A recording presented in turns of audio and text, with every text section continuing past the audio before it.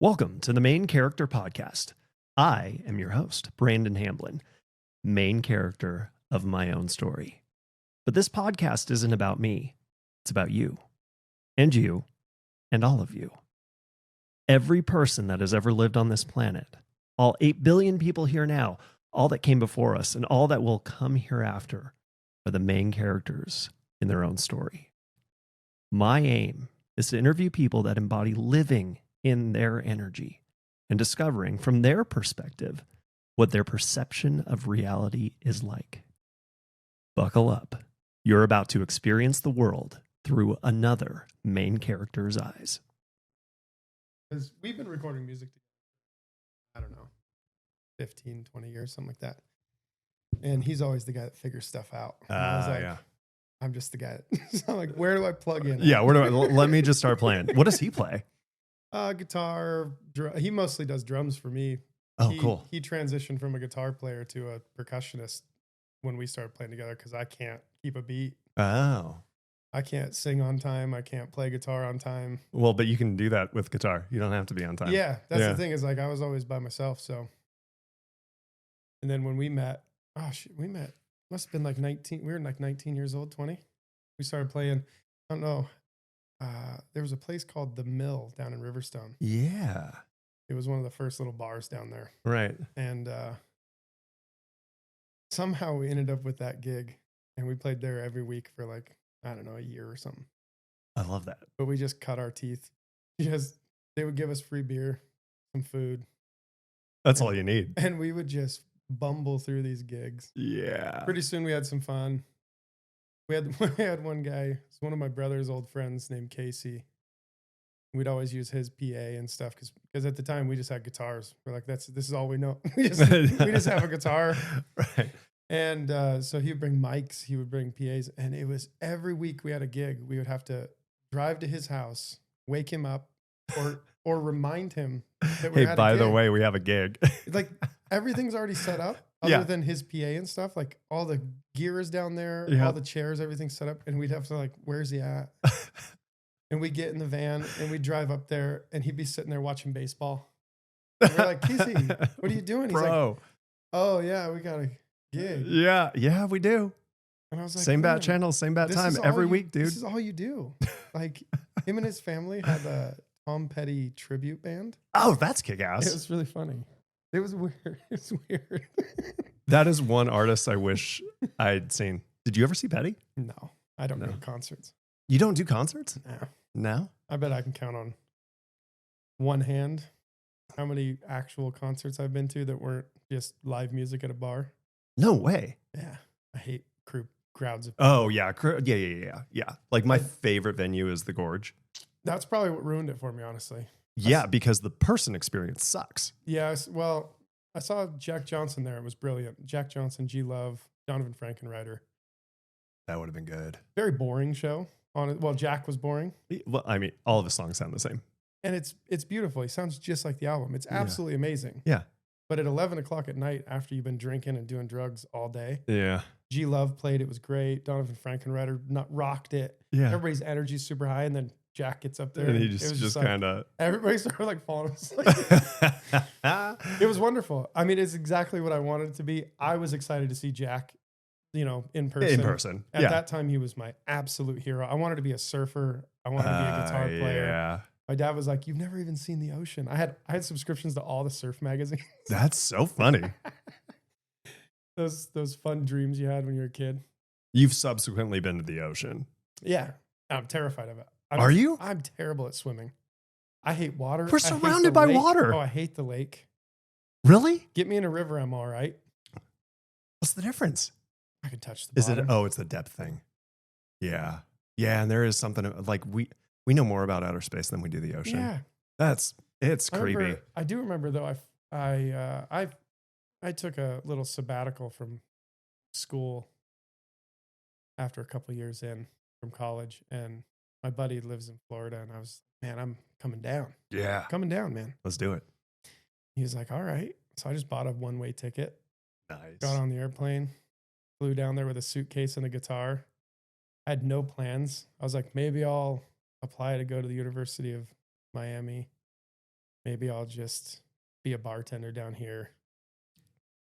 Things went really sideways. But when you have no plans, how can they go sideways? Well, I mean, it just went sideways. Like things were bad. We had a 4-bedroom house with 10 people in it. None of us were in a good place. Some of us were in worse places than others. I was just kind of this wild adventurer at that. I thought I needed to go on wild adventures to have something to write about.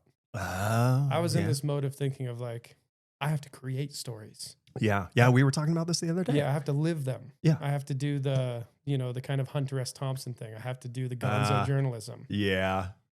Boy, howdy, is that it's a one way of doing it. It's not the only way of doing it. But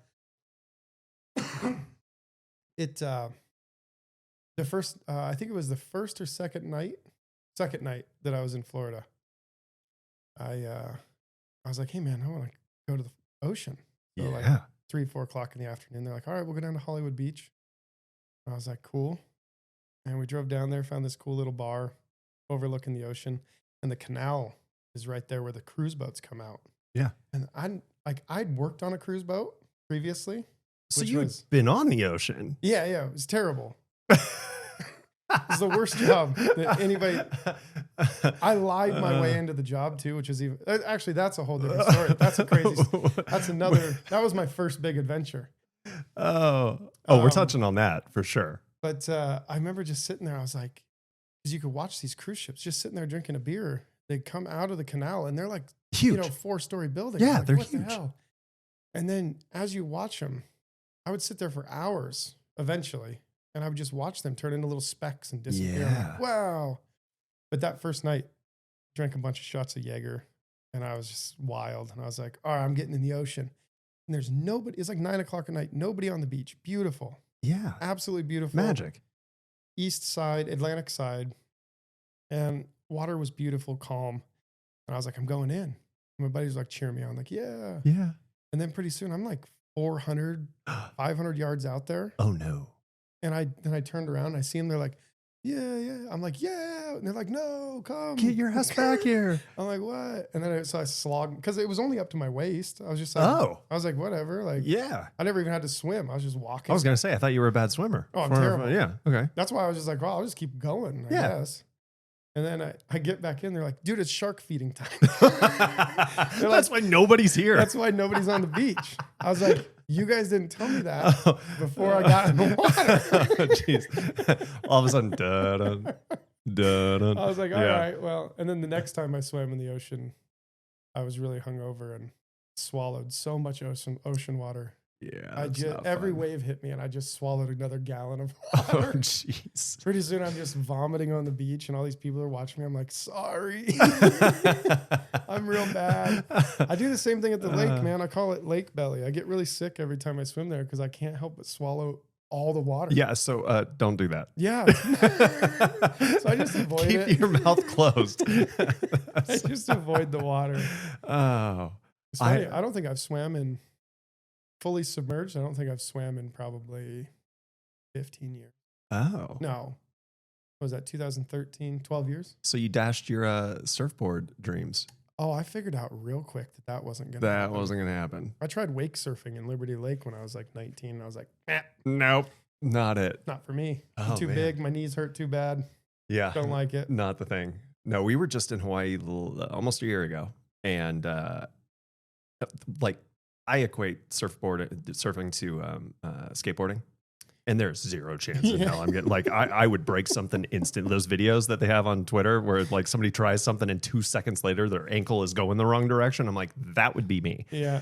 But water, like, okay, I can snowboard, right? So okay, we've got 3 sports that are similar. You're on a board, you're trying to do something. I can snowboard. Definitely can't skateboard. I think I could surf. No. Yeah. No, that's a whole thing. It looks real tough. Yeah. And especially not being able to swim on top of it. Not a good combo. No. The more I learned about it, the more I was like, oh, I had all the surf DVDs too. Yeah. I had all the September sessions, all the cool stuff that Jack and the boys put out. And Kelly Slater and all those guys. I was just so into it. Same thing now, though. I'm very into the Isle of Man TT motorcycle racing. Oh. And I don't like to go more than 40 miles per hour on my motorcycle. Oh, yeah. Yeah. It's just something, watching people doing excellent things is awesome. It's awesome. Mm-hmm. And I don't care what it is. No. Like, if you've reached a pinnacle in something that humanity can do, I'm going to appreciate it. Even that lady who does the bowl catching on her head at the NBA games, I'll watch that for an hour. Yeah. I'm like, man, that's cool. Yeah. The amount of time and effort it takes to put into something like that. I like the ladies that can do like they contort their bodies, and next thing you know, they're like on one foot bent backwards, and they're doing bullseyes with their arrow or a bow and arrow. Yeah. Like, how do you figure out that you can do that? Yeah, I'm too lazy. Okay, so what are you good at? What are the Adrian specialties? I'm real good at sitting around and reading books. That's pretty good. That's what I figured out. I'm a pretty no, I like to do lots of stuff though. I get really interested in things. Like over the last couple of years, I got really interested in sleight of hand magic, and just I just really spent too much time doing sleight of hand magic for no reason. Well, it's fun. It's interesting. It's the whole sleight of hand, the pickpocket stuff, the whole history behind it, and the art form behind it there is a little bit of, not for me because I found myself interested in it. Once I got interested in it, even when I knew the trick, that became more interesting than the trick itself. Oh. How the trick is performed. Where I'll do something for somebody and they're like, how do you do it? And I'm like, do you really want to know? Right. And then, because it's all, none of it's that crazy. No. It's misdirection. It's psychology. Yeah. Yeah. And I think that's why I kind of fell in love with it, watching some of these guys like Chris Ramsey on YouTube and stuff, and them Daniel Madison and stuff talking about the craft of magic. And actually that actor guy, I can't remember his name right now. He was in quite a few things, but he's considered one of the best magicians of all time. Oh. I'm trying to think of some of the, you ever seen the show Deadwood? I know of it. I never watched it. He was in that. He was in a few other things. He was in, I'm trying to think now. But he was a very accomplished magician before he did any acting or anything. Okay, while you're saying this, I'm pulling up Deadwood. I'm finding out who this homeboy is because I'm going to see him and go, he's a master magician? What? Yeah. Actually, I bet I can find him pretty quick. I think his name's Peter something.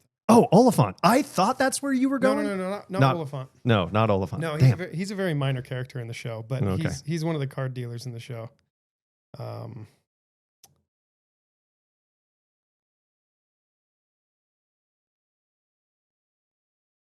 Ricky J. That's his name. Ricky J. Okay, let's see.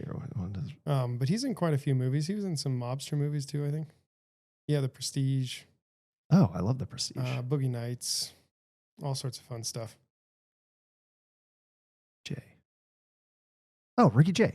Oh, yeah. Oh, yeah. So that guy's like, I guess I found out he's like an absolute master sleight of the hand guy. Cool. And I read his book and I was like, oh, this is really cool. And I think it was around the same time that I was getting into psychology before I found philosophy as my major. And I was like, man, this is really cool stuff. And then I kind of put it on the back burner for a long time. So I was like, I don't need to learn magic for any reason. Yeah. And then COVID happened. And then you absolutely needed to learn magic. And then I bought decks and decks of cards and all sorts of stuff and just started doing it. Then I'll show my friend or something and they'll be like, how do you do that? And I'll show them. And then they're like, or even the kids at work, I'll show them. And they're like, oh, well, that's not that cool. But it is. Then I'm like, no. The cool part is that I can do it. Right. The cool part is that it fools you. Right. And there's a difference between understanding and being able to perform. Yeah. And actually at this point, I'm much more into just watching these guys. Especially there's a guy called Daniel Madison. He's an English, British fella. Really good at sleight of hand and stuff. I got a couple of his tutorials and stuff. And just listening to him and like Chris Ramsey talk about the art of creating a new trick or learning a certain mechanic of the trick. Yeah. And the history behind those, I was like, oh, this is no different than some of the other stuff that I'm very interested in. Right. I mean, philosophy is a trick. Right. Not the same kind of trick, but it's an art form. There's language. Yeah. If you're not initiated to the language, then it becomes hard to understand. Yeah. Unless unless somebody's making it understandable for you. And the same thing goes with that is at that level of it, you're like, oh, you can think about this in such an interesting, profound way that it informs things. You're like, oh, all I have to do is make this quarter disappear, and it really blows people's minds. Yeah. But the actual mechanic of it is very simple. It's just practice. Right. It's palpable. Yeah. But the effect of it is something else. Yeah. It's very interesting. Well, I mean, there's a couple different things there, right? We, and I know we're going to get into all this, so I'm probably getting ahead of everything, but we have no explanation for consciousness, right? Like there's a lot of theories. Yeah. And science will have this answer and probably a bajillion of them. Religion has one or 5 or a million, right? There's like, yeah, we have theories, but prove out any of them. Religions feel so simple though. Yes. But there's there will also be light. It's there. Boom. All right. Yeah. Well, that's cool. Right. I want to know the mechanism. Right. Well, and in a lot of ways that feels like sleight of hand, right? Everything for me comes back to music. And so I remember I'd go gigging and I'm watching the other drummers in the other bands before me. And it didn't matter what their skill set was. I could always learn something from them because we're playing the same instrument, probably the same genre. We're probably influenced by the same people, but we're still interpreting it differently and pulling off magic because I can go play the same beat as the guy before me. Mine's still going to sound different. Yeah. And so can I borrow a technique that'll let me figure out how to do that trick a little bit from a different angle? And how does that impact the audience? And it's just manipulating and interacting with everybody else is a trip. Yeah. I mean, yeah, my guitar playing is the same thing. Watching my uncles play, I was like, I want to play like them. They're really good bluegrass pickers, folk musicians. And I just found like I couldn't quite do it the same way. Right. So then I started doing things a different way. And I remember the first time one of my uncles was like, hey, that was really cool. How'd you do that? Like, oh. That's magic, isn't it? I don't know how I did it. I was trying to do what you're doing. Yeah. And that was a kind of a profound moment of like, oh, all right. I've been trying to teach a couple of the kids at work too. A couple of the kids are very interested in music and have really taken to it like a duck to water. And sharing little bits and pieces of my own stumbling blocks, try to help them not have the same stumbling blocks has made me an even better. I was like, oh, then I'll go home and like, if one of them's trying to work on something, I'll go home and work on it. I'm like, oh, okay. Like now I guess I do that unconsciously, or I just never thought about what I'm doing there. Right. Like why they even asked that question. Like it seems so second nature. I've been playing since I was 9. So 30 years. Yeah. And it feels so long ago that I even had the stumbling blocks of like, what do I do with my fingers now? Right. Because then you get to a certain point where you're only playing this, your stuff for so long. Right. I didn't push myself very far when we were playing gigs all the time. It was more like practice what we're going to play. Right. Don't mess around with something new. Right. And I got really heavy into that. Well, and to me, that's where I got stuck. Yeah. Right. Because then, okay, I know what I'm doing here, and I'm so set in these ways that if I do listen to a different genre, I do try and do something else. Like I feel like such a beginner that I'm just going to go back to what I'm good at. I did that for a long time, and I really avoided music theory for that reason. Oh. I took a little bit in college, and then I took vocal lessons in college for a couple semesters, and that got me into a little bit of music theory. And I remember taking a piano course, and I was like, I got this. Like I could already sit down at the piano and play some tunes. Right. I was like, this is going to be an easy A. Yeah.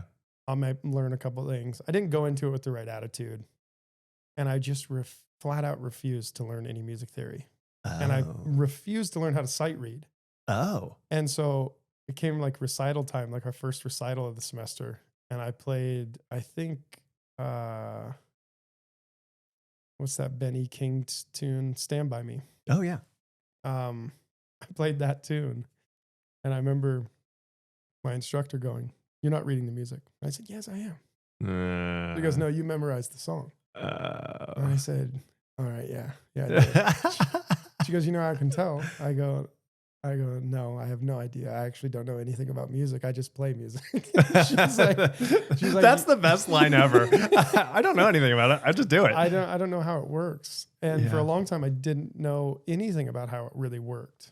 I didn't know how chords work together. I didn't know that there's three main notes to a chord. I didn't know the relative minors to things. I didn't know any of that stuff until probably around COVID. I started getting more and more interested. I was always interested in music history, but not so much the theory. I was like, theories for math people and losers and nerds. Yeah. But people that can't play. Yeah. Then I found a guy on YouTube called Michael Polisamo, and great guitar player. He does reaction videos, but he also has like a school online. And I thought, man, I'm not doing anything else. I may as well pay him a few dollars. And and I started, and he does just guitar theory, which is a whole light bulb moment for me. I was like, oh, I can look at just the theory of the thing that I need. I don't need to learn piano theory, all of it, all the different things. And then from there, I just started chunking away at it. And pretty soon I was like, oh, I know, I think I got this now. I still can't sight read anything. That's beyond me. But one of these days. But now maybe. I can have a conversation about music, and it's not so dumbed down. Yeah. When we used to play gigs, I'd be like, Leo would be like, what are you playing there? I'm like, I don't know, like an E chord. I think that's what it starts with. He's like, all right. He's like, I'll follow along. Oh, that's so good. The amount of times that we just would sit down, we'd play like 7-hour gigs too. We'd end up recycling all of our songs as people got drunker and drunker in the bar. Yeah, we would just do it again. Just do it again. Yeah, they don't know. They're having a good time. Second time's fun. That's Let's right. Try it again. Yeah. I remember, we had some horrific gigs. We played up at Pritchard Tavern up the river, and one of my friends, Diane, it was kind of her and her husband's bar. That was where they frequented in the summertime. And we got invited to a gig up there, and we showed up with our vans and RVs and stuff and all of our gear, and we set up, and as we were setting up, there's just a line of Yukon Jack shots and beers on the bar. And I was like, oh, Diane, you're getting early. She goes, no, those are all for you. Oh, shit. And I was like, Diane, I can't have all that. Oh, no. So in fear of being a bad guest, I drank a couple beers while we were setting up and had a couple shots. Pretty soon, by the time we started the gig, I was already drunk. And then we got further into the gig, and I was like, may as well. I can't remember my lyrics. Me and Leo aren't playing in time. We got a few good songs out of it. And there was these old boys there that have a bluegrass band. I can't remember what their band was called. It's been a long time ago now, but we got off. We took a break. I was like, guys, I got to take a break. I got to go sit down and eat something. And I was kind of walking by them. They're like, hey, really like what you're doing, but next time don't drink so much. I was like, I didn't plan on this. This wasn't the plan. But, oh gosh. Yeah, I've been there too. Oh man. Okay. You suffer through those ones. Those ones teach you a lot about yourself. Yes. Okay, so what I'm getting so far and what I really love is you do things. You're out for the adventure. I used to be. It used to be. Less so now these days. Okay, well, we'll get to why that is. I'm curious why that is, but I have a feeling it's going to be from the past experiences. And you have until I find something interesting, it's there. But when you find something interesting, you go. Oh yeah. So it becomes a haunting almost. Like I just have to keep doing it until until I feel like I've mastered it. Even if I didn't master it to the degree of somebody else, like I need to know, oh, I know the ins and outs of this. Yeah. I feel comfortable. I mean, the Rubik's Cube, I decided one day a couple of years ago that I was going to be a Rubik's Cube person. I was like, I got to figure this out. So I spent probably 6 weeks just doing it.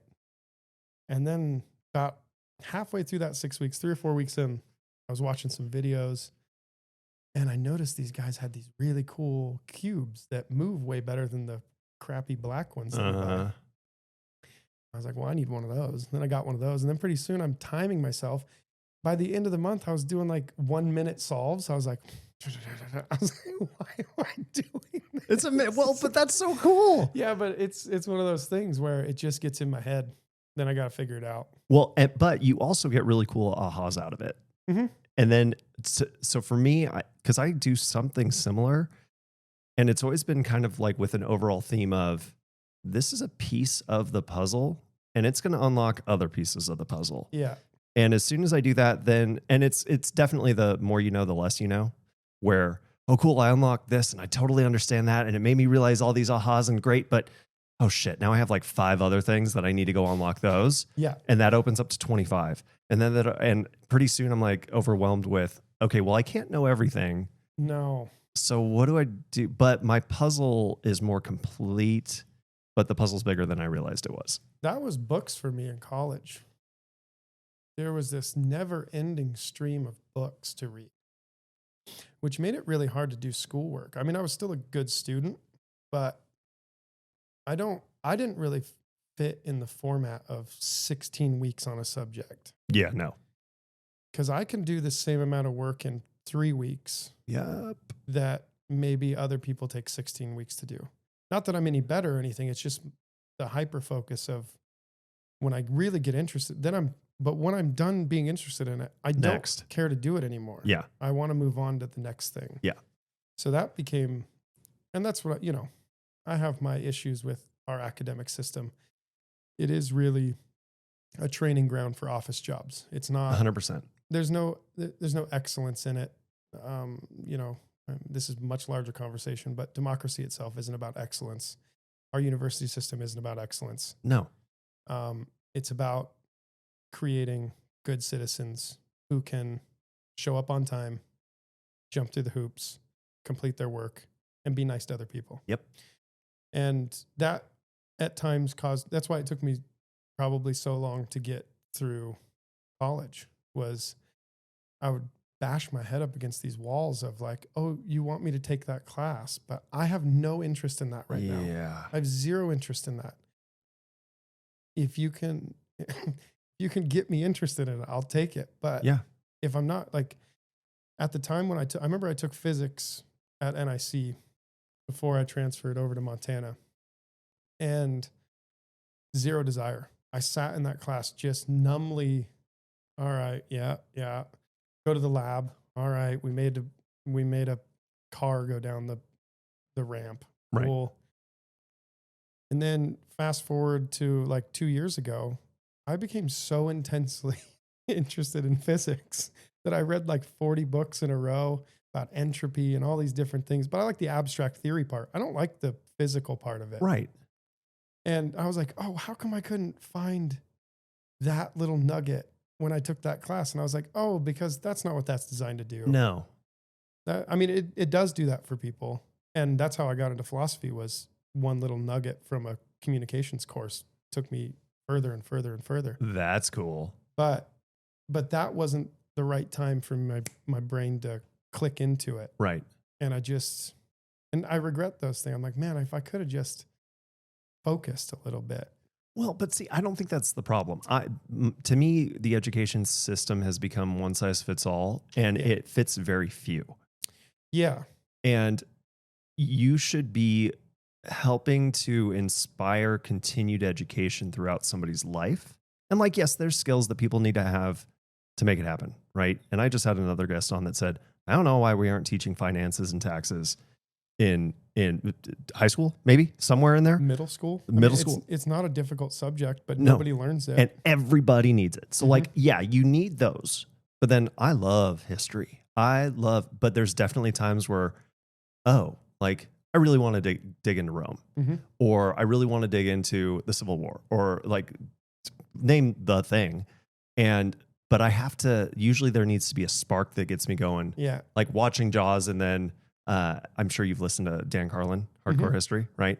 And he has a great one-off episode about the Indianapolis. And he references Jaws, where the guy goes on that monologue about being in the water with the sharks and all the things. And like none of that struck until I listened to Dan Carlin. Yeah. I'm like, okay, wait, now I'm actually interested in this thing. And then you start digging into it. Well, and then that opens up like, wait, the US is going on secret missions that they aren't telling it. Like nobody knows anything about. Okay, what does that open up? Yeah. And next thing you know, it's like Operation Paperclip and all the weird Manchurian Candidate stuff. And I'm like, then you, again, right, you open up one box and 5 more and 25, and then you're down this rabbit hole. But the way that they force feed, like we're going to learn about Idaho State history. Okay, well, do I care about Idaho State history? You might at some point. At some point. Yeah. But am I going to care in 5th grade? Yeah. Probably not. Yeah, it's tough. I know a lot of teachers. I'm friends with a lot of teachers. I think my mentor, Ed, is probably one of the best educators I've ever met in my entire life. And his ability to get people interested in something philosophy that almost nobody finds himself interested in. Except for we do it with everything every day, all the time. That's the thing is that's what he was great at, he was really good at pinpointing the everydayness of it. Yeah. And then getting people's minds to grasp onto that. Yeah. He created that was the cool thing about being at NIC during the time period I was there, was we were all lucky enough that he was teaching there, teaching the courses that he was teaching. And he was willing to take as many students under his wing as he could and facilitate their interest in whatever branch of philosophy it was. He wasn't just focused on existentialism or rationalism or empiricism or anything like that. He was just a fan of the entire history of philosophy. And any student that came across him, because we created a pretty cool group of people. I'm still friends with a lot of them. We talk a little more infrequently now, but we've gotten older and busier.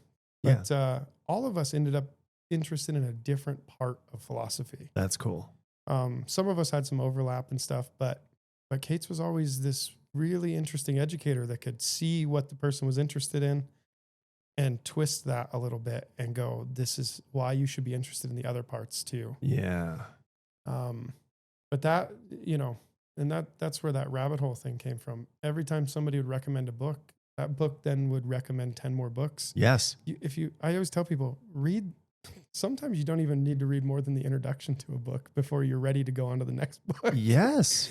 I've done that so many times where I thought that the thing I needed to read was the thing that was recommended to me. And I get through an introduction and I'm like, oh no, I have to read 6 other books before I can even get to this book. Yes.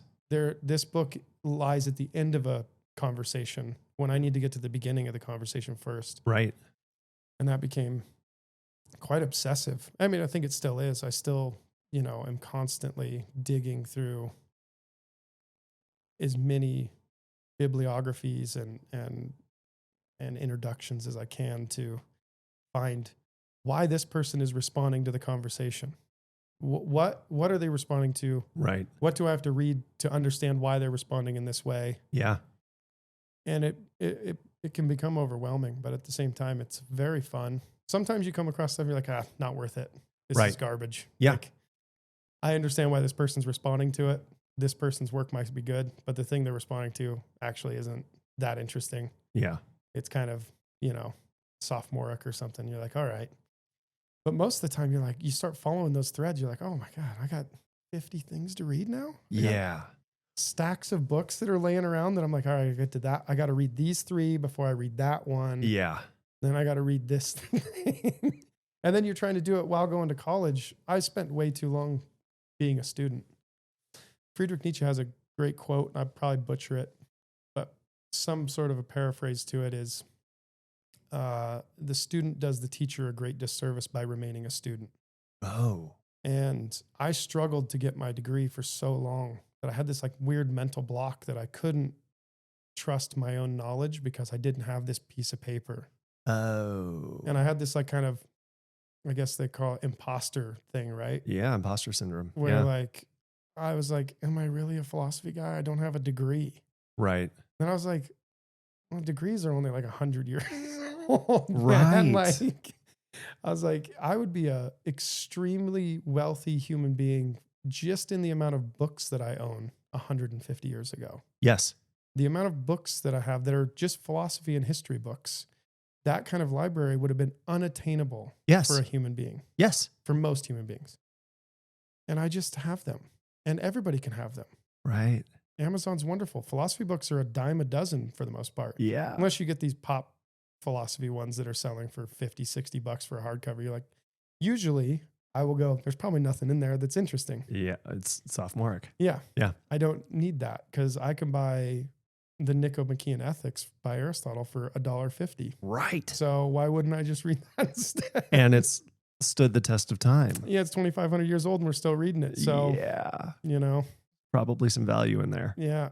That's a really good point. I've run across a handful of people, and even just the last week, that there's been some kind of imposter syndrome. And what's like, I certainly have had that, but I also was raised in an environment where like, you don't need to go to college.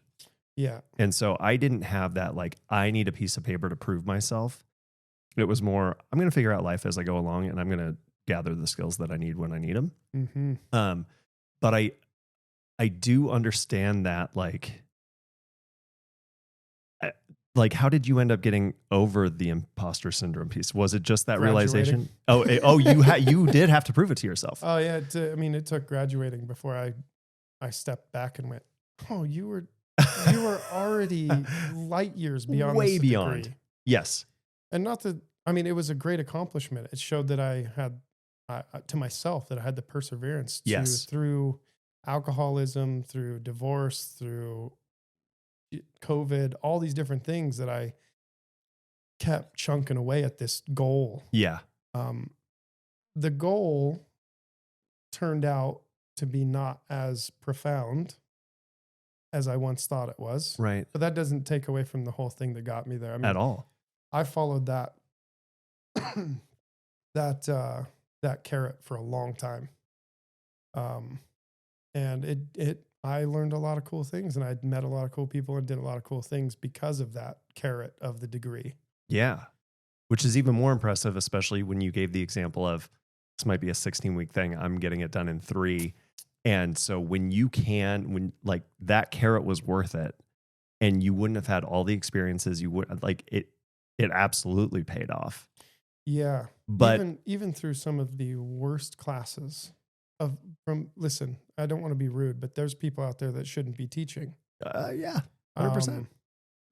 It's like any profession. There's some real bad apples.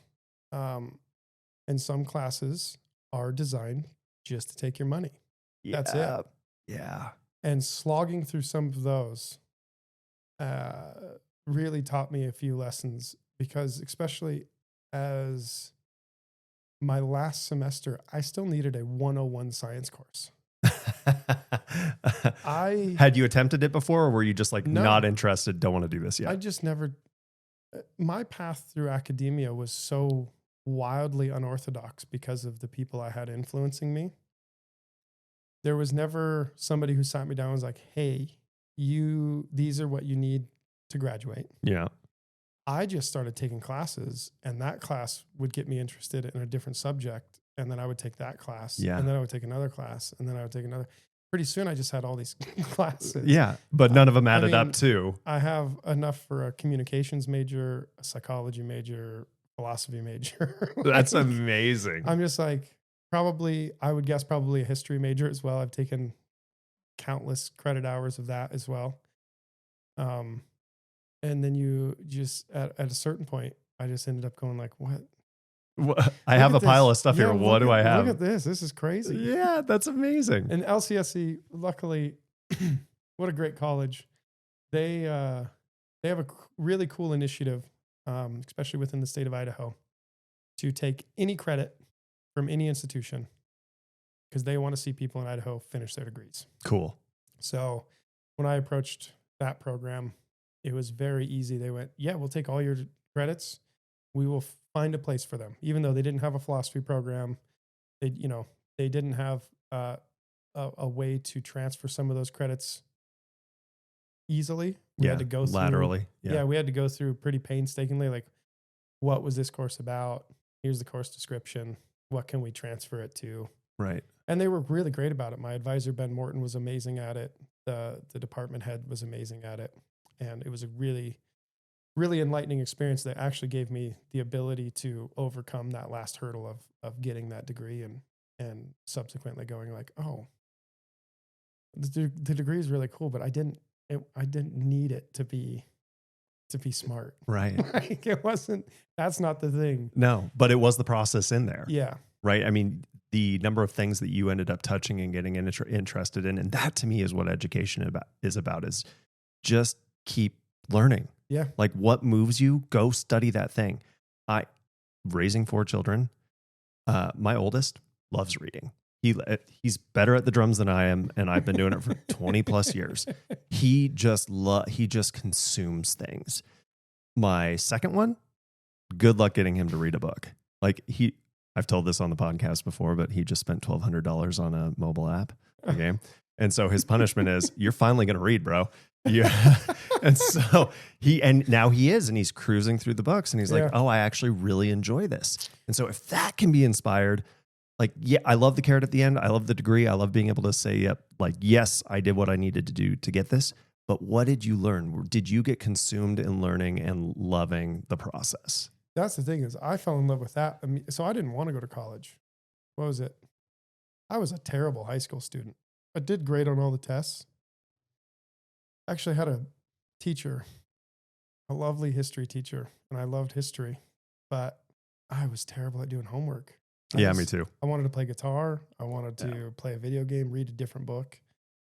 And he was doing, when I was taking his classes in high school, he was doing a master's study, or he was doing a master's thesis on the relationship between where kids sit in class and how well they perform on tests. Yep. And so the first semester I took him, I moved around just like all the other kids.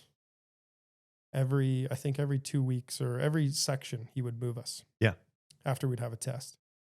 And then the second semester, he just sat me right in front of his desk. And I never moved. Everybody else moved. And I remember thinking to myself, like, why don't I get him? I'm not a troublemaker. Right. I didn't cause any trouble or anything. I just didn't do homework. And so finally, after that semester, I was like, Mr. Asher, why don't I ever get a move?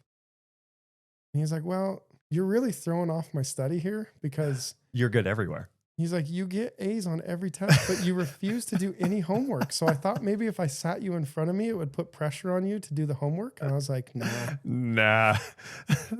And then so I took him the next year as well, and I never moved. He kept me in that same spot, in the same desk. I actually passed out in that desk one time. I had a really bad stomach cramp. Oh no. I remember the last thing I saw was his face. He was sitting at his desk, and I just tipped over sideways. But I remember even back then, like, I knew school was weird. It wasn't challenging. No. I think there's been plenty of great people that said this. School's not really where smart people go. Right. Like, school's more of a job than it is an environment to learn in. Yes. And like what you were talking about, if you can inspire some creativity and learning, I think that's what the greatest part of our education system does. Yeah. But unfortunately, it's that whole thing of, well, you signed up for a 16-week course. Right. So we're going to drag it out over 16 weeks. Doesn't matter. Yeah. That is one nice thing that happened with COVID and online classes, was some professors allow you to work ahead. Right. So I could get 6-8 weeks of work done in one weekend. It's beautiful. And just kind of interact through the portal with the other students and devote more time to things that maybe were a little more difficult for me to learn, like science or any like things that I'm not as interested in. Right. But I will say this, I have 240 college credits or something stupid like that. Damn. 200 college credits, something real stupid. And I learned an amazing amount in that 101 science course my last semester. Did you? It was, I can't remember the woman's name who taught the course. Unfortunately, it was all online, so didn't have much interaction. That's a really difficult thing. I feel really bad for kids going to college right now because a lot of my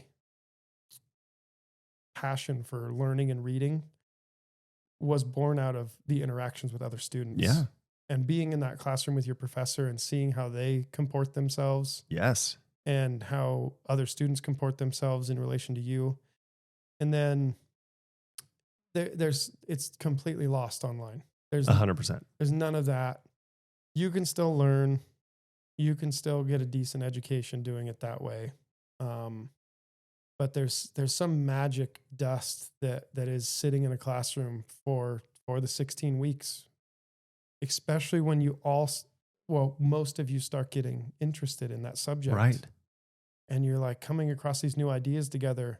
There's something about that peer group of learning those things together and stumbling through them together that you don't get online.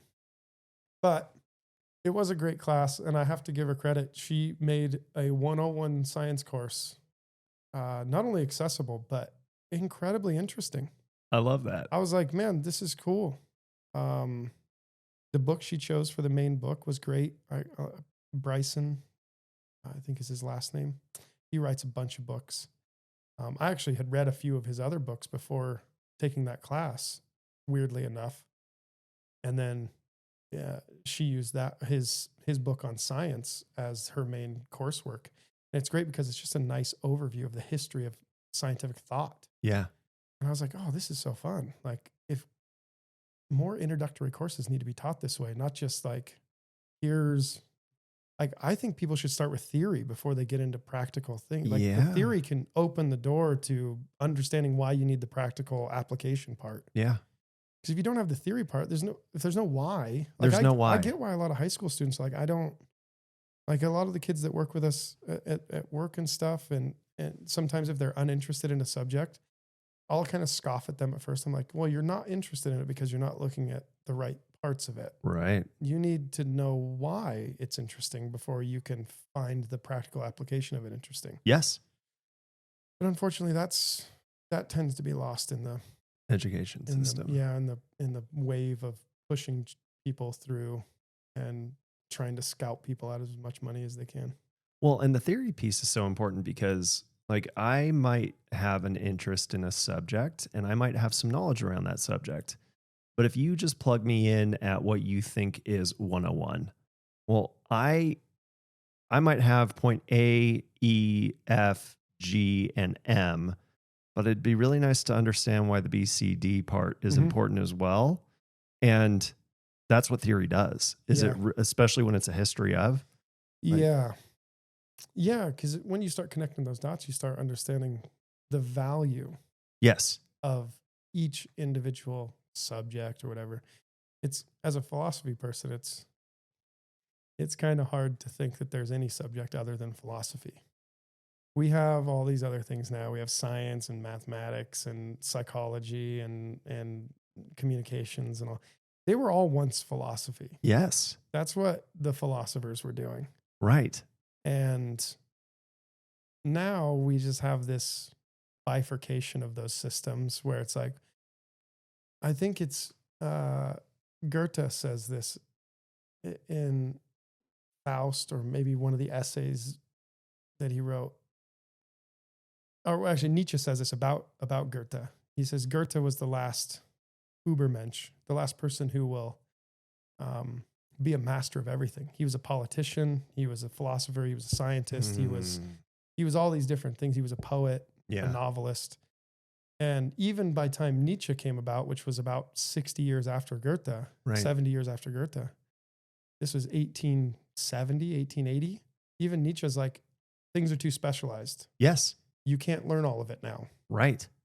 It's very difficult to be a Renaissance person. Right. Like you can't have that enlightenment attitude anymore because of the incredible specialization of each subject, where most people don't need that specialization. No. But there's a base of knowledge that comes from, learning theory.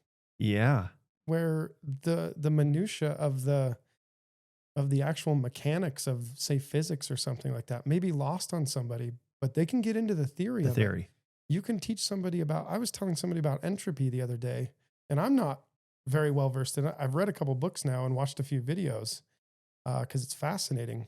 But you talk to somebody about entropy and you start telling them about the heat death of the universe and how all things lose energy. And they're like, what? That's crazy. I'm like, see, if somebody would have told me this so many years ago, I could have cared about the mechanical part of it. Yes. I could have cared. Right. But now I'm too old to care. I don't have a reason You're to so young still. Oh, no. I just mean that in the way of like, I don't have a reason for it anymore. Right. I'm not going to do anything that really requires physics unless it's, pouring tequila down the swizzle spoon at work. The physics of that is interesting. You do make a mean mixed drink. But, it's kind of like we do the whole education thing backwards. We give people, so I like to harp on this quite a bit. A PhD means a philosophical degree. Yeah. In whatever subject. Right. It's really funny to me that a lot of colleges and universities don't have philosophy programs anymore, but they still give out PhDs. Right. What are you talking about? What are we doing? First of all, knock that shit Yeah. off. But like, it's funny. I always feel like we do it backwards. You get into the nuance of theory at the end. Right. That's when you should be doing the practical usage of the thing. It's almost like the idea has become, okay, now that you have the practical usage, now you get to theorize about how to use it. Like, flip that over, guys. Yeah. Turn that around. Let's do theory first. Right. Let's understand all the competing theory, and then let's understand what we can do with those things. Theory is so fun because it's not set in stone. Right. Well, and that's where the interest gets unlocked. And then you could be like, okay, cool. These 5 kids out of the class really dig this part. Mm-hmm. You're going to go off with this person and we're going to do this. Other teacher, these 4 kids really like this part. Let's go get the practical out of this. And then when they're doing the practical, they're going to come up with more theory. And guess what? We already kind of discussed all of this. It's going to, now that they've theorized, they've done practical. Now we're coming back up to theory. Like there's this bouncing effect. Yeah. And instead we have this linear idea of it where it's like, learn 2 + 2, learn how to do algebra, learn your calculus, learn your thing. But why? I didn't learn how to do very much math at all. And then once again, towards the end of my degree, I had to take a math course. They're like, you have to take a math course, man. You got to do some math. I'm like, oh man, I've been avoiding it. It's not that I can't do it. It's not interesting. Right. But luckily, once again, I'm going to forget her name. And unfortunately, once again, it was online, but she had YouTube videos that she would post. And she did a really good job at making it accessible and interesting. Yeah. There was enough theoretical knowledge going on and enough practical. She really focused on things that were practical, like we were talking about earlier, the finance stuff. She was like, this is how you calculate interest on a house loan or a car loan. Yeah. And I was like, oh, that's stuff that I actually do want to know about. Yeah, because it impacts you every day in your regular life. But that's the thing is so many poor people out there they're in school. They're like, I hate school. I hate reading. I hate doing this. I hate. Yes. Hate. And I get why they hate it. Right. If you can't find a purpose or a use or a value in it or a meaning in it. And you're still being forced to do it. Yeah. I'd hate it too. You got to sit and just go, all right, this is fun. I remember reading The Great Gatsby in high school and thinking, God, this is terrible. Why are we doing this? That's Steinbeck? No. T.S. Eliot. Oh, that's right. T.S. Eliot. I remember just thinking, this is god awful. And I was a reader. Yeah. I wasn't even the kid that was like, oh, I don't like to read.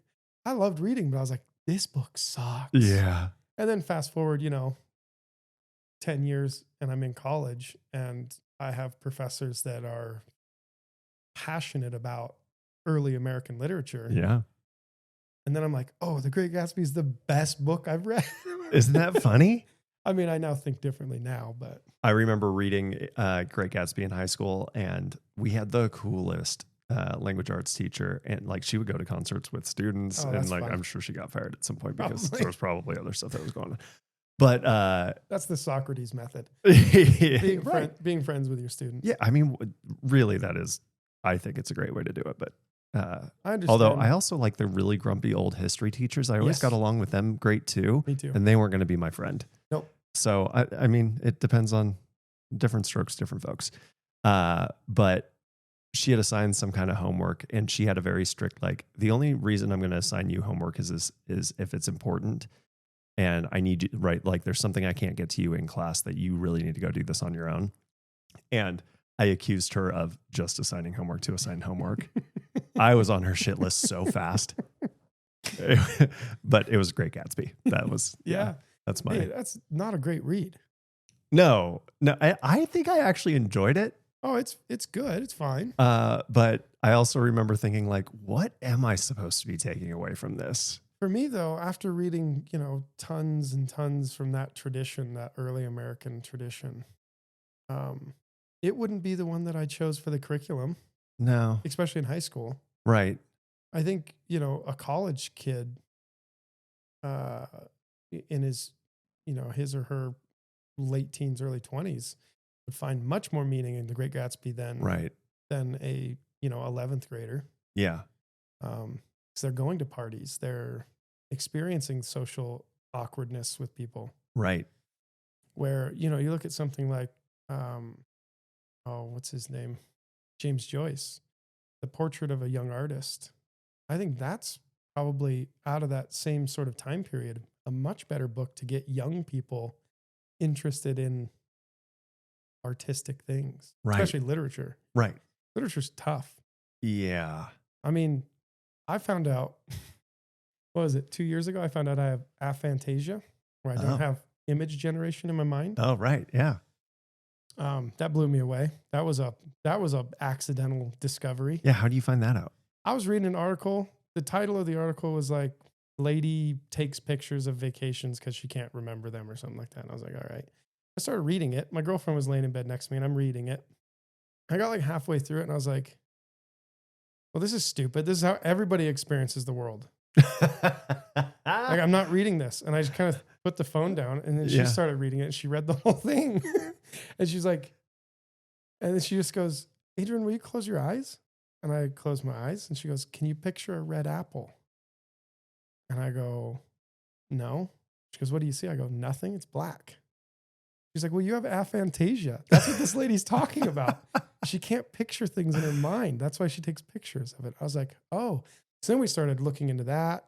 And then me and her started having a beautiful conversation because she can see the apple. Right.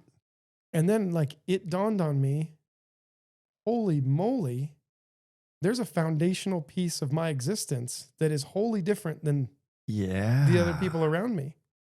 They say it's like 3% of people has total aphantasia. I mean, I see nothing. I have zero image generation. There's like a spectrum to it where some people see the outline of an apple. Some people see the outline and the color. Right. All the way to like hyper vivid. Like my dad says he can turn the apple and manipulate the apple. I got nothing. My buddy Leo, actually, he's really good at, what would you call it? Size stuff. I can't believe I can't remember the name for it. It's very simple, but like the size of things. He's really good at, in his mind, he's an engineer and he can take an idea if he wants to make a bracket for something. Yeah. In his mind, he can pretty much get it perfect before he even puts it down into the program or anything. I'm like, I have nothing. Okay. So like, as you were talking about all the shots and the beer being lined up at the bar, right? I've got an image in my head. I can see the bar. I can see the beers. I can see all of it. And obviously like, it's not the right, but like, and I could morph it. Okay. We got that kind of, okay. And we got all the drinks on okay. No, it's only 2 rows. Or you being out in Florida going 400 or 500 yards. I can see the sunset or the dark clouds. I can see like, When you recall a memory, it's a list of attributes. That's kick-ass. So like, I also think it does help. I've taken quite a few, of these kind of, assessments or whatever, psychological assessments and stuff. I did a few in college. And then I've subsequently took one for adult autism not too long ago. And all of my stuff ends up in abstract reasoning. Like all of my things are like, and I think because I have to list everything out in my head, I don't just have an image. I was terrible at art class. I took a lot of art in college. Yeah. I tried to get really good at drawing because I worked in the art gallery. I was around other artists all the time. And I was very interested in it. But we would do this thing where she would have a thing in the center of the room, take the sheet off of it. You'd have like 30 seconds to look at it. She put the sheet back on. You got to draw it. Oh, you were fucked. I would just... I mean, it was... That's a red apple. I cannot see the red apple. I mean, I didn't know that I was at such a disadvantage of that. That's wild. Proportion. That's what I was... Proportion. My buddy Leo, like proportionally in his mind, he can just come up with like exact proportions. Yeah. Where I'm like, oh no, like for me, like if I recall a tree from your front yard, it has a treeness about it. It has a trunk. Right. Brown. It's got bark. Yeah. It's got leaves. And I have like a kind of a mental conception of that tree. Right.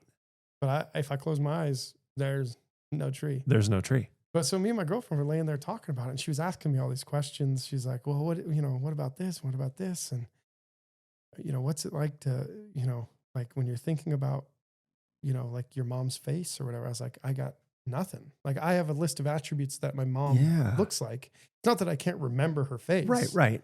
It's just that if I try to conjure an image, there's nothing there. And so all of a sudden it dawned on me. I was like, oh, this is why I hate reading fiction. If it's a fictional book that goes into descriptions of scenery too much. You ain't doing Lord of the Rings. Well, I love Lord of the Rings, and I used to read it as a kid all the time. Yeah. But I didn't know people were able to conjure up images of Rivendell in their head. So when the movie came out, people were like, oh, the book's better. You're like, no, this is amazing. Like, no, this is fantastic for me.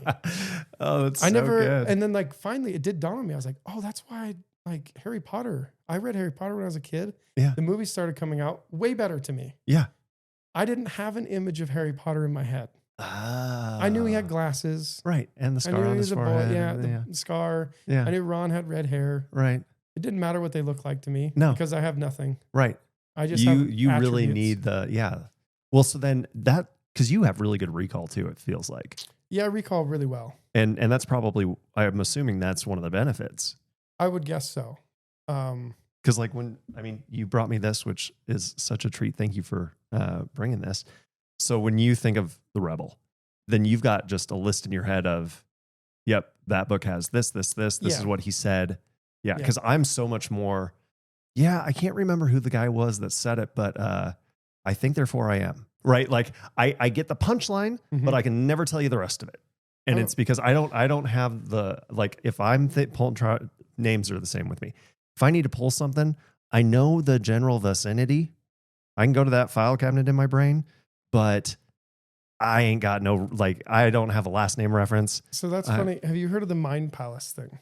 How are you referencing to it? The Sherlock Holmes thing, the Mind Palace. Maybe not. Well, it's this Mind Palace theory. I don't know if it was originally from Sherlock, the Sherlock Holmes, Arthur Conan Doyle books, or if it was subsequently named that or whatever. But it's this Mind Palace thing where you take in your mind a house, whatever house, and you picture yourself walking through the front door, and you have things in there. Yeah. You want 5 things in each room, no more than 5. Yep. And so in mine, there's a coat rack, and there's a bookshelf, then there's a chair, fireplace mantle, and then a desk. Okay. And it's always in that order. And before I figured out I had aphantasia, I had been working on this Mind Palace idea for a long time, trying to increase my ability to recall things. Yeah. And I ended up having to draw it in my notebook like hundreds of times the layout of each floor. I have 5 floors. Cool. Each one has 5 items in it, and I can attach an object or what I need to remember to each one of those things. So when you need to recall, you go to that place. Yep. Oh, that's so right. Yes. The thing is, though, is I didn't realize that other people can actually picture the things. Yeah, they're opening up the desk. Yeah. and pulling out. And it's red leather bound book, and it's right there. So for me, it's still just a list. It wasn't that much different. It was like, okay, so it starts in this corner of the room, and I go this way. Yeah. Like I just list things off counterclockwise. That's amazing. But it does have a facility for me. I can remember a list of items that way very well. Yeah. But then I watched a video after I figured out I had aphantasia. I watched another video on the whole mind palace thing. The guy was like, yeah, so you try to use like something really wild. So like if you need to remember something about a horse or something like that, or running fast or something like that, you put the horse on top of the object and then you'll remember. I was like, well, I don't have a horse on top of the object.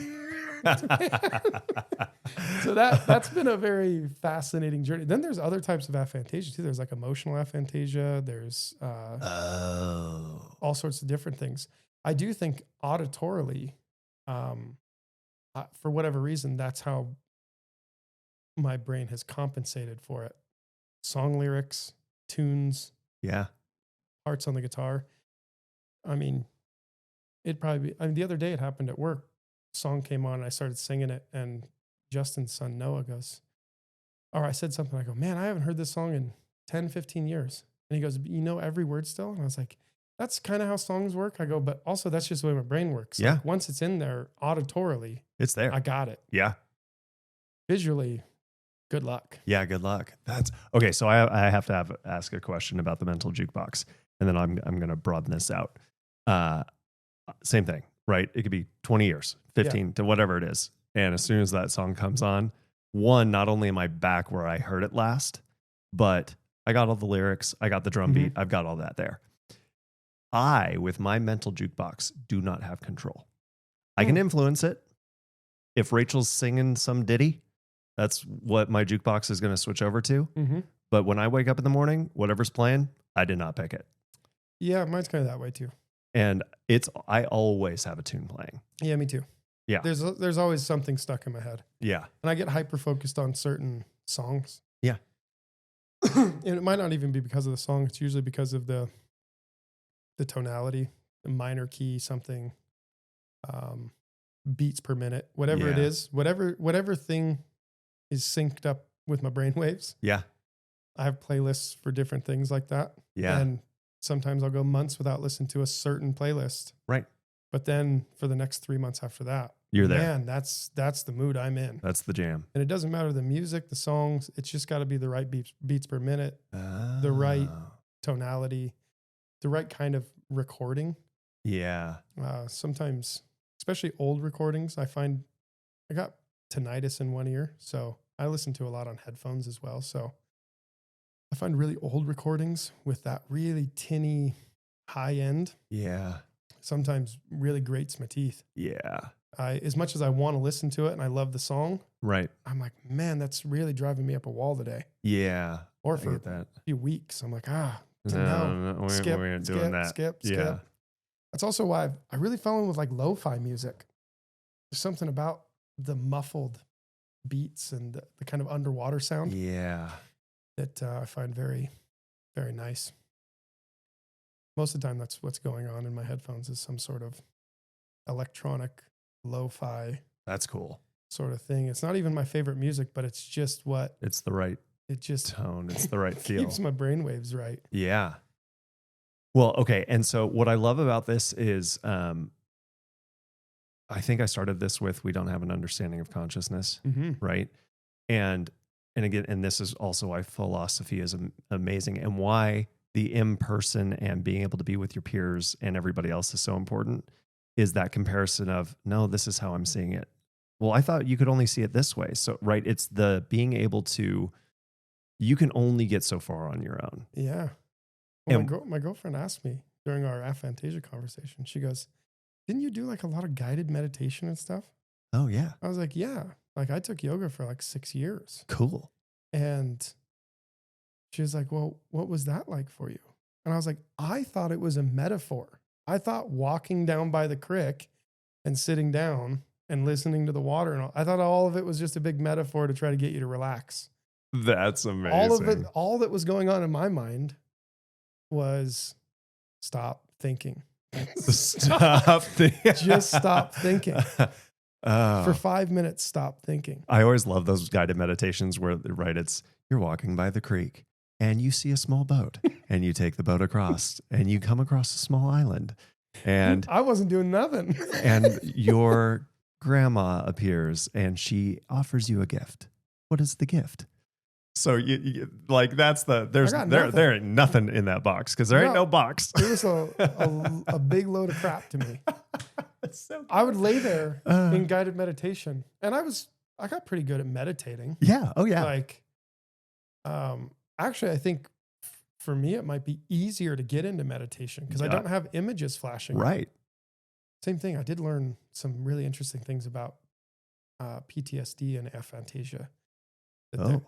There's some people who were thinking that maybe people with aphantasia can overcome PTSD a little bit differently. That's cool. I don't think easier or better or anything, but like I think differently. Differently. Because I don't have, a horrific thing happens to you. That image is in your head. That's got to be terrible. Yes. I don't have images of the terrible things. No, I have, like I know the terrible thing happened. I have a conception of the terrible thing. Yeah. Got stabbed, left rib, hurt like hell. Hurt. Yeah. Took a while to recover. Right. But like, it's less visceral. Yeah. You don't see the face of the guy that was doing it as he's snarling at you. I'm distanced away from that. And maybe that's a blessing. I don't know.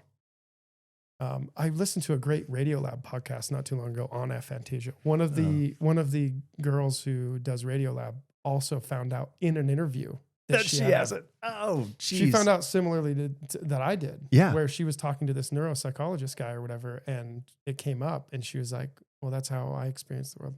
And so she went on this whole deep dive into aphantasia. Yeah. There's this one doctor who's like, I think I could get people with aphantasia to see images by stimulating the brain. He goes, but I wouldn't do it. Wow. And it really blew my mind. That whole Radiolab was really good. And they were talking about the connection between schizophrenia and aphantasia or hyperphantasia. So the opposite of what I have is hyperphantasia. Where it's like vivid. It's vivid. And so it's not that you can't have schizophrenia with aphantasia or that you will have schizophrenia with hyperphantasia, but it is much more common for somebody with hyperphantasia to fall into a schizophrenic state. Okay, so I came across this recently. I've said it on the podcast. I was just talking about it with a doctor this morning. Schizophrenics if you are born blind, they do not have a documented case at all of anybody becoming schizophrenic. That would make sense to me. Flip side, if you become blind later on in life, you are more likely to become schizophrenic. Mm-hmm.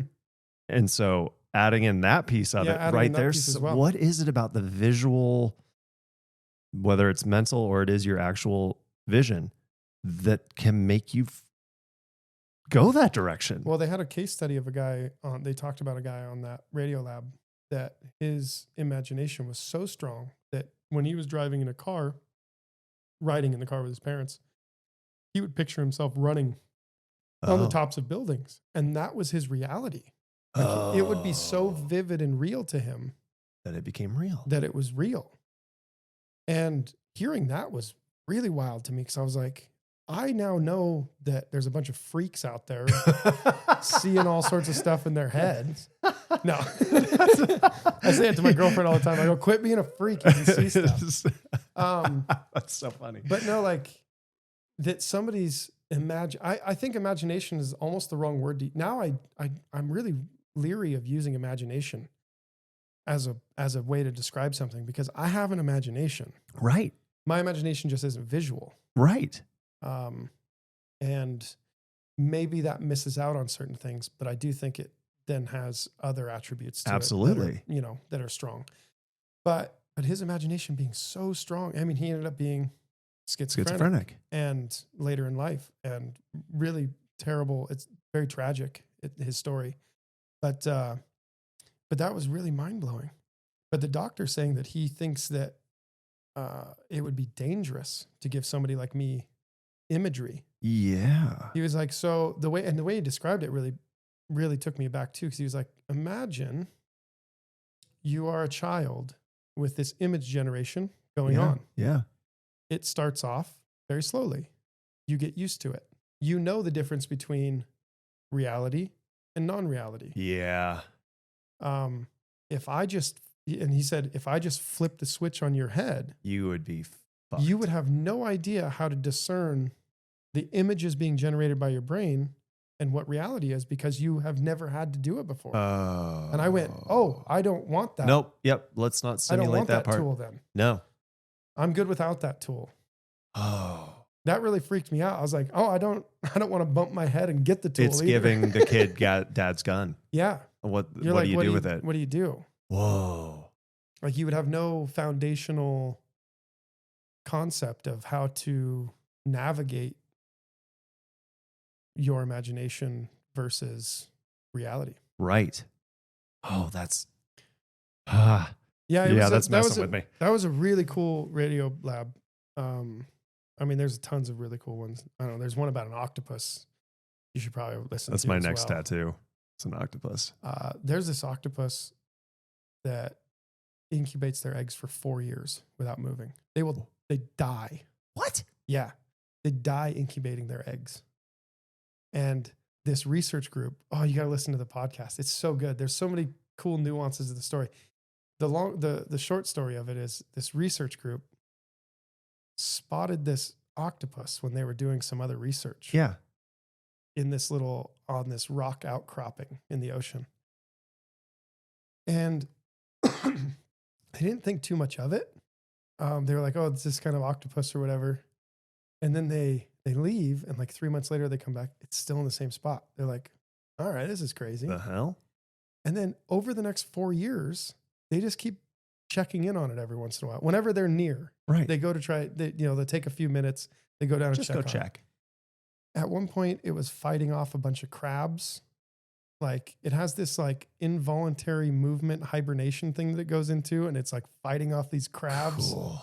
And then eventually it dies on the egg when it hatches. Like it slowly shuts everything down. Yeah. Over 4 or 5 years to where it's just sitting. That's wild. It blew me away. I was like, this is probably a much longer conversation, but what would be the evolutionary purpose? Right. Well, and that's what's always kind of depressed me about cephalopods is that they're smart. Yeah. And they do some kick-ass things, but they don't take care of their young. They don't, it's either, I'm sure it depends on which ones. They either don't live long enough or they abandon their young, and then they don't pass on any information. So it's like if cephalopods lived longer and they raised and nurtured and informed their young, like who knows? There'd be us on land and them in the ocean, and we'd have these two brilliant things. It's weird, but they seem like aliens. They've got to be. I mean, there's part of me that wants to go, that's an alien, man. It's an alien. But then you got a bee above your head there too. I got a bee on my hand. I also think bees are aliens. There's something, I don't know what it is about looking at a bee. I'll stare at bees for hours. Bees are so cool. I love them. They look like they have something going on behind their eyes. I don't think they probably do. No. What beyond whatever they're right. They're normal. They're programming. Yeah. Man, I just want it to be. Yeah, I want it to be there. Well, and I would love one of these days when I'm homesteading. I'm going to have bees. I would love to have bees. And I've gone to a couple beekeeping classes, but just you mentioned it with the way that schooling is set up to like, we're going to have a good society. You're going to fit into you're going to be a cog in the machine. Right. And like bees actually are that, right? They've got the queen bee, and they like just do their thing. They have hive mind, and it works. It's a monarchy. And it works beautifully. Yeah. There's some people that would say that feudalism worked brilliantly as well. Right. And so let's go there. We screw a lot of stuff up as humans, and we've done that. And like, I think I have asked you this before. If I put Adrian in charge, What are we doing? How are we running this world? How are you doing society? I don't know. I would love to give a nice flowery answer about the Philosopher King and Plato's Republic and stuff, but my buddy Bob asked me this the other day. We've argued over the years about certain things. We used to come from things from two different angles. And especially when we were both in college, he would get very frustrated with me. And I would always walk away from the conversation going, I really don't understand why he's so frustrated with me. Now I understand. I was reading things that other people weren't reading. Right. And I was coming at an angle from philosophical theory that probably seemed at the time counter to what our society was holding up as values. Yeah. But subsequently, me and him have gone down a wonderful kind of road of reading similar works and doing, studies into certain thinkers and stuff. And we've had some really brilliant conversations, but we had a conversation about this not too long ago. He's like, well, what system would you have? Right. I was like, here, I'm going to tell you what I think would be the best system, but it doesn't mean I want to live in that system. Like that whole aristocratic meritocracy obviously is, to the individual, probably the fairest system because it relies on you and self kind of motivation and accountability. Right. And to gain the merit to then be able to rise the ladder, right? But that's all theoretical. That's not how the world works. Right. The system I like to live in is a nice, freedom-loving democracy because people leave me alone. Yeah. But, how long does that system last? Did it ever really exist? Does it last much longer? Things decline. That's something that I think our society has lost sight of because of things like the theory of evolution. Even Christianity, to a certain degree, has a built-in progressivism to it. And I don't mean political progressivism. The idea that progress is happening to a greater end. Yeah.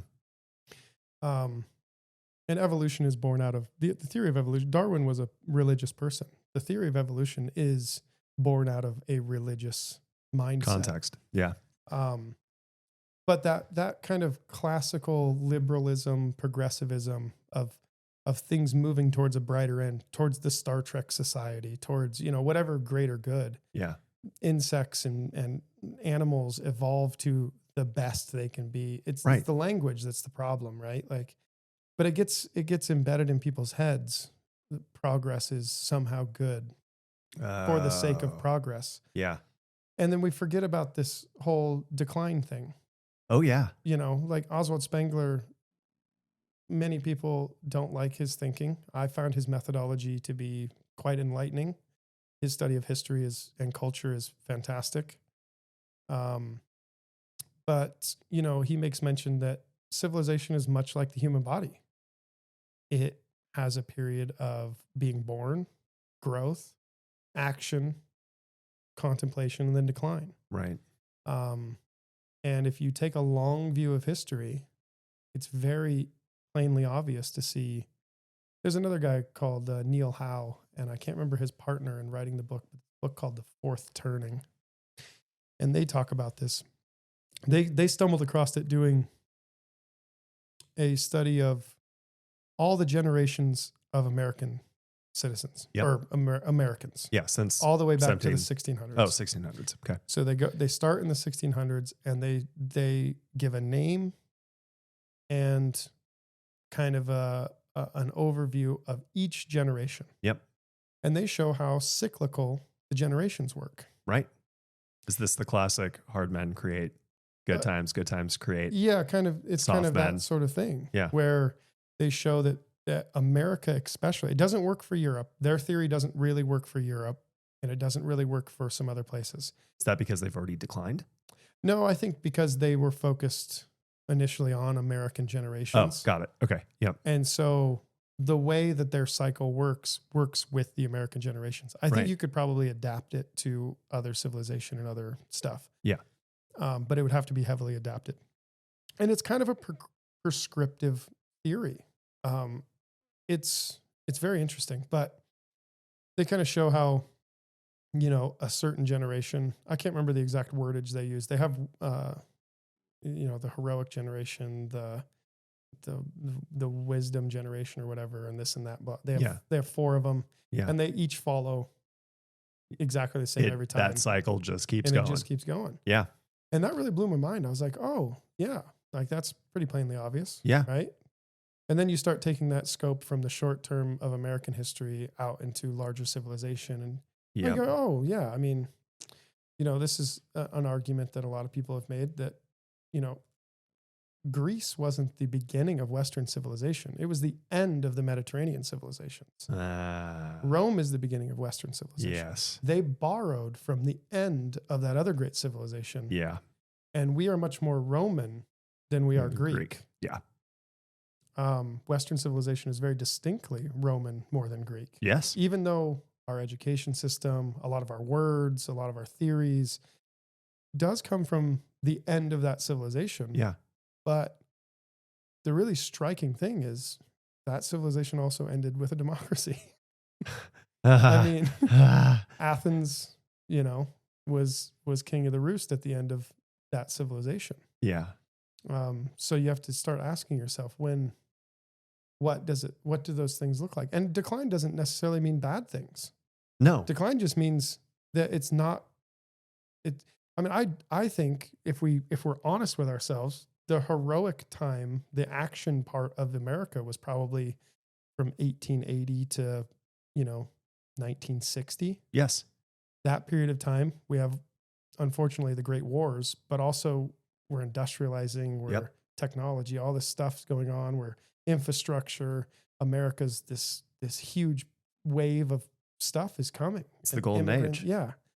And it's not very hard to understand that, then starts a period of decline. Right. It might take 400 years. Right. Might take 1,000 years. Right. But there's still, we're not on the upswing. No. Well, and I think to be able to attain that, you have to have struggle. Mm-hmm. And when you do attain that, kind of the point is that you don't have to struggle anymore. That's the natural thing about it. It's the natural thing. It's not bad. It's not a value judgment. No. I'm not saying decline is bad. Right. Just the same way that death isn't bad. It's part of the cycle. Yeah. Winter is a time for contemplation. Yes. Summer is a time for action. Yeah. The movements of these things are no different. Right. And attaching value judgments to it is where it becomes a sticky wicket, right? Right. Where people start going, well, you're saying America sucks? No. Right. No. I don't want to live anywhere else. No. I'll stay here. Thank you. No, I love this. Although Costa Rica's lovely. I'm just trying to think a little bit further. Right. Instead of the immediate. What does it look like? How does one comport oneself in a time of decline? Right. There's not a lot of information about that. Unfortunately, up until the recent history, it was very hard to write and publish things. Very few people had the technology. Right. Or the time. Right. Now we have the internet full of garbage. Oh, yeah. That I love. I'm not saying anything bad about that either. I love most of the garbage. But we have so much. Consume it. Yeah, we have so much information about us. Right. Whoops. An overabundance. Yeah. Where, if you look back at the decline of the Roman civilization, we have a few writers that can speak to it. We have a few accounts. But how does one successfully navigate a civilization in decline? Right. Don't know. Well, and that's kind of the point, though. Yeah. Is because if you could manage it, you would prevent it. No, maybe. I think managing it is going with it. Yes. Just figuring out how to be a part of it. Right. Yeah, that's well said. You gotta, you're navigating it as far as like, oh, this is the things expectations are a big thing. What can I expect? I mean, listen, the millennial generation, which I'm part of, we can't expect the same post-World War II economy that our parents had. Right. That's not what we get to expect. No. And we don't get to work a summer job, afford a house, and raise a couple kids. Yeah. And get that brand new 67 Mustang. Yeah. Or like even, my professor, I think it was $900 a semester when he went to Cal State Berkeley in the 80s. Oh my gosh. How much is a semester at Berkeley 80s. now? I think 36,000. Yeah, something ridiculous. It's over 60 a year, I think. Yeah. Like last time I checked, I don't know. Harvard's like 93,000 a year or something stupid. Yeah. I did my senior capstone on tuition costs. There doesn't seem to be a good explanation on why it costs more. There's some things. I've got some things that I can add into the theory. There's a whole bunch of little pieces. Yeah. But so in 1963, from 1963 to now, tuition has raised 780%. Gee, many Christmas. With very little explanation. Like I said, there are pieces of the puzzle. The state has stopped paying for some of the education things as the federal government started paying more. Yep. The state backed out, which then caused the student to take on more debt. Yep. Which is an understandable thing. I get it. But outside of a few of those different little tiny things, there's no it costs more because we're getting, No, you're definitely not getting more. There's no reason. No, the value has not increased versus the cost. Yeah. There's no reasonable thing to say about it and go, that's why. That's totally why. Yeah. You can look at, and quite honestly, I went into my capstone paper having I was trying to prove my own theory correct and ended up having to abandon my entire initial thesis and rewrite everything. Cause to me, that's a success. Oh yeah. And it was a great lesson. And it was a great time because I had to do exponentially more research to figure out, well, what is happening here? Right. What was your initial theory? That people were greedy and, just the kind of the basic sort of thing. Everything got greedy. Things got out of hand. Yeah. It was a good idea to start with, Lyndon B. Johnson came up with the student loan thing in the 60s for underprivileged people to be able to attain a college degree because it was very noble. He was like, I think everybody should do this because it changed his life. Right. And so it starts off with this beautiful, noble kind of, thing. And then over the years, then you got Sally Mae and Freddie Mac that get involved and all this money gets involved. And so I thought pretty easy. This is going to be easy. I'm just going to find where the money is. Right. And that's going to be the problem. Right. Boy, was I wrong. Really? Just fantastically wrong.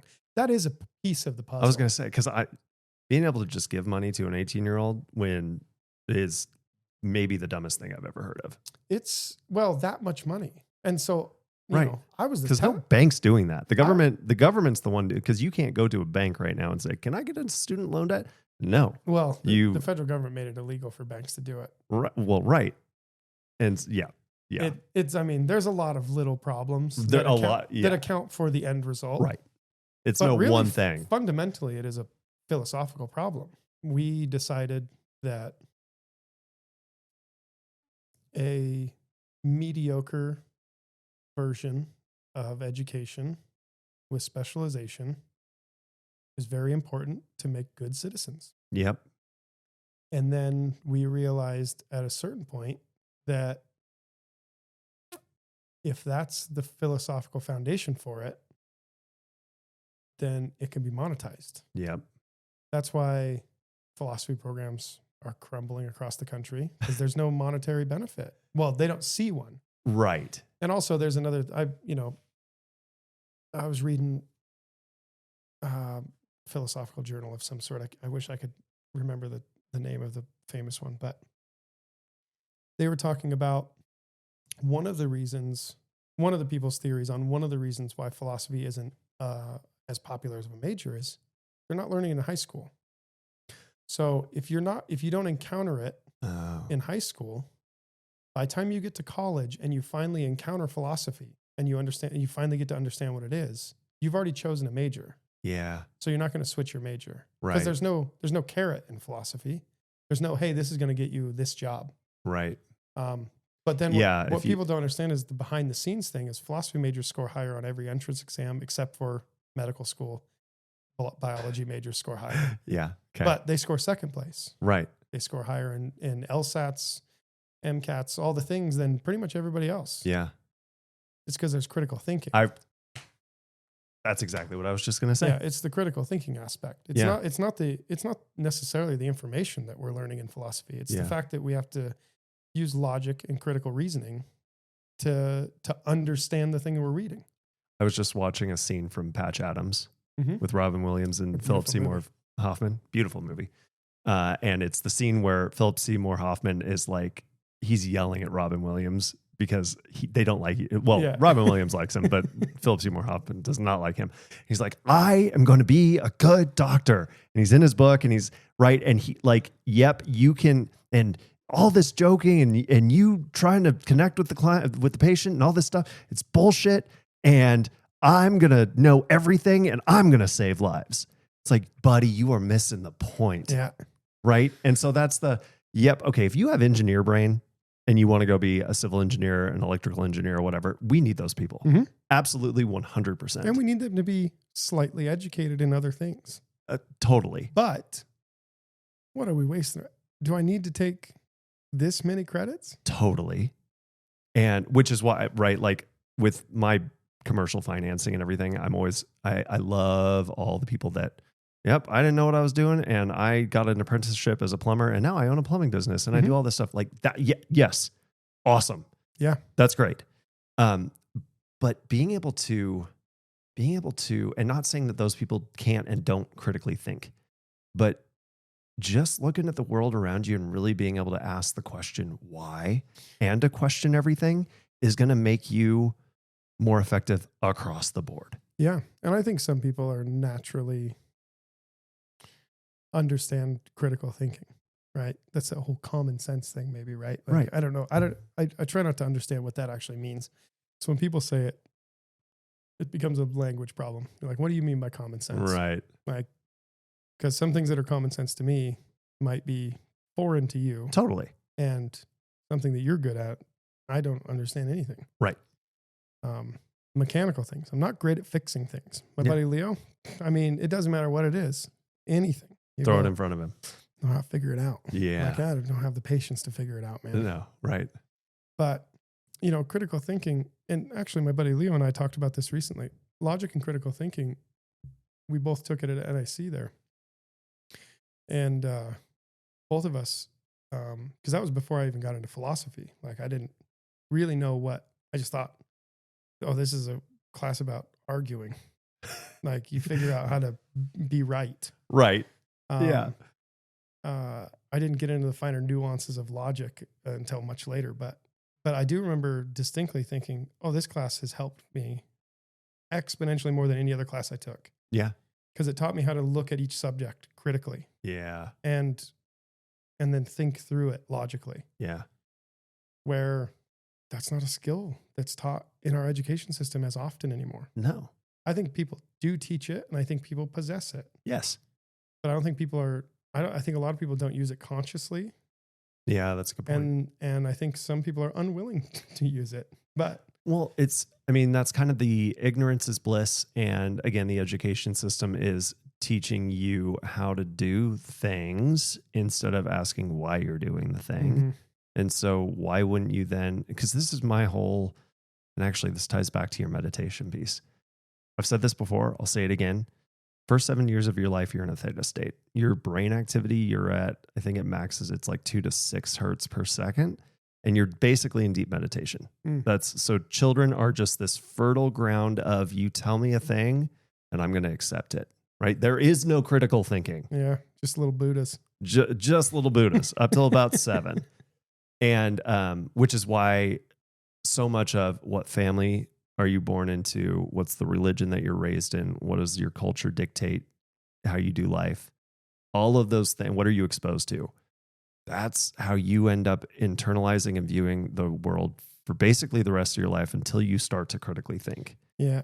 And even then, it's hardwired in there. Yeah. You downloaded that software. Good luck getting it out. I mean, it's like a fish in water. How can you extricate yourself from your culture? Right. It's pervasive. Yes. Doesn't matter how much you rebel against it. You're still rebelling from it from within the culture. Well, especially because then you've got the parts of the brain that are telling you survive, survive, survive. Mm-hmm. So you're like, if I delete and delete my old program and get new programming, rebel against my culture, oh, I'm going to die.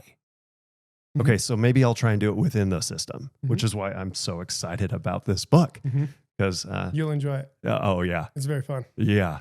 Because he talks about that a lot. Like, it's very tough to, because you got to think the great rebels, Jesus, the Buddha, like they were rebelling against a system. Yeah. Jesus was rebelling against Judaism. Yeah. And the Buddha was rebelling against Hinduism. Both have the same critiques of the religion that they're rebelling against.